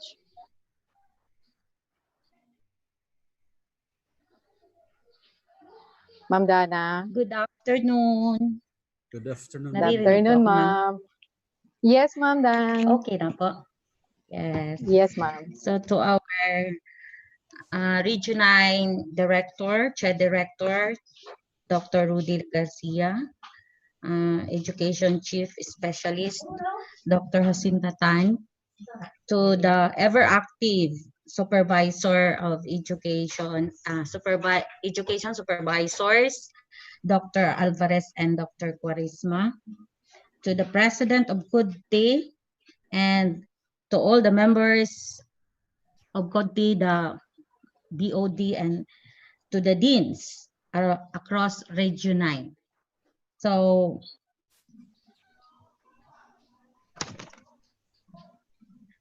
before anything else, I would like to state the famous quote of Mahatma Gandhi stating that our greatest ability as human is not to change the world, but to change ourselves. So what we did today is really a change. No, and I also believe that e-learning really help us discover so what our potential is and how we will do and cope with this new normal, as the speaker a while ago said, that is the branding, no, they do not call that new normal, but it is a branding of school, so that everybody, every student and stakeholders knows that if that will be flash or it is new normal. And I would also acknowledge the speakers, Dr. Alayon, our president, for giving us insights, no, on how to make syllabus the new one, And I would also commend the suggestion and the reminders of Dr. Rudy Garcia that there will be no change in the outcome, but only the approaches. So we have different approaches according to our type of students. So because we all know that there are there are students that really cannot afford the unconnect with us. So with this, I am very happy once again now with the Commission of Higher Education for tapping the CODTE as the one of the channel now of delivering the goods to the region as to the deans, program chairs, and the faculty. And to end, I would also like to once again quote Mahatma Gandhi. So the future depends on what we do in the present. Good afternoon and good day. Afternoon. Thank Salamat, Good you. afternoon. ma'am. Salamat, ma'am. Thank you. Thank Salamat, you so much, sir. ma'am. Thank you. Yes, Thank you. ma'am. So we ended at exactly 3:07 unexpectedly. So thank you. Thank you, everyone. Dear Thank you, ma'am. officers, Thank you, please ma'am. look Thank at you the chat po. room Thank you po. and Yes. we will call Ma'am, you. tinuod yun ng Thank you to 40 all minutes, who ma'am, joined. no?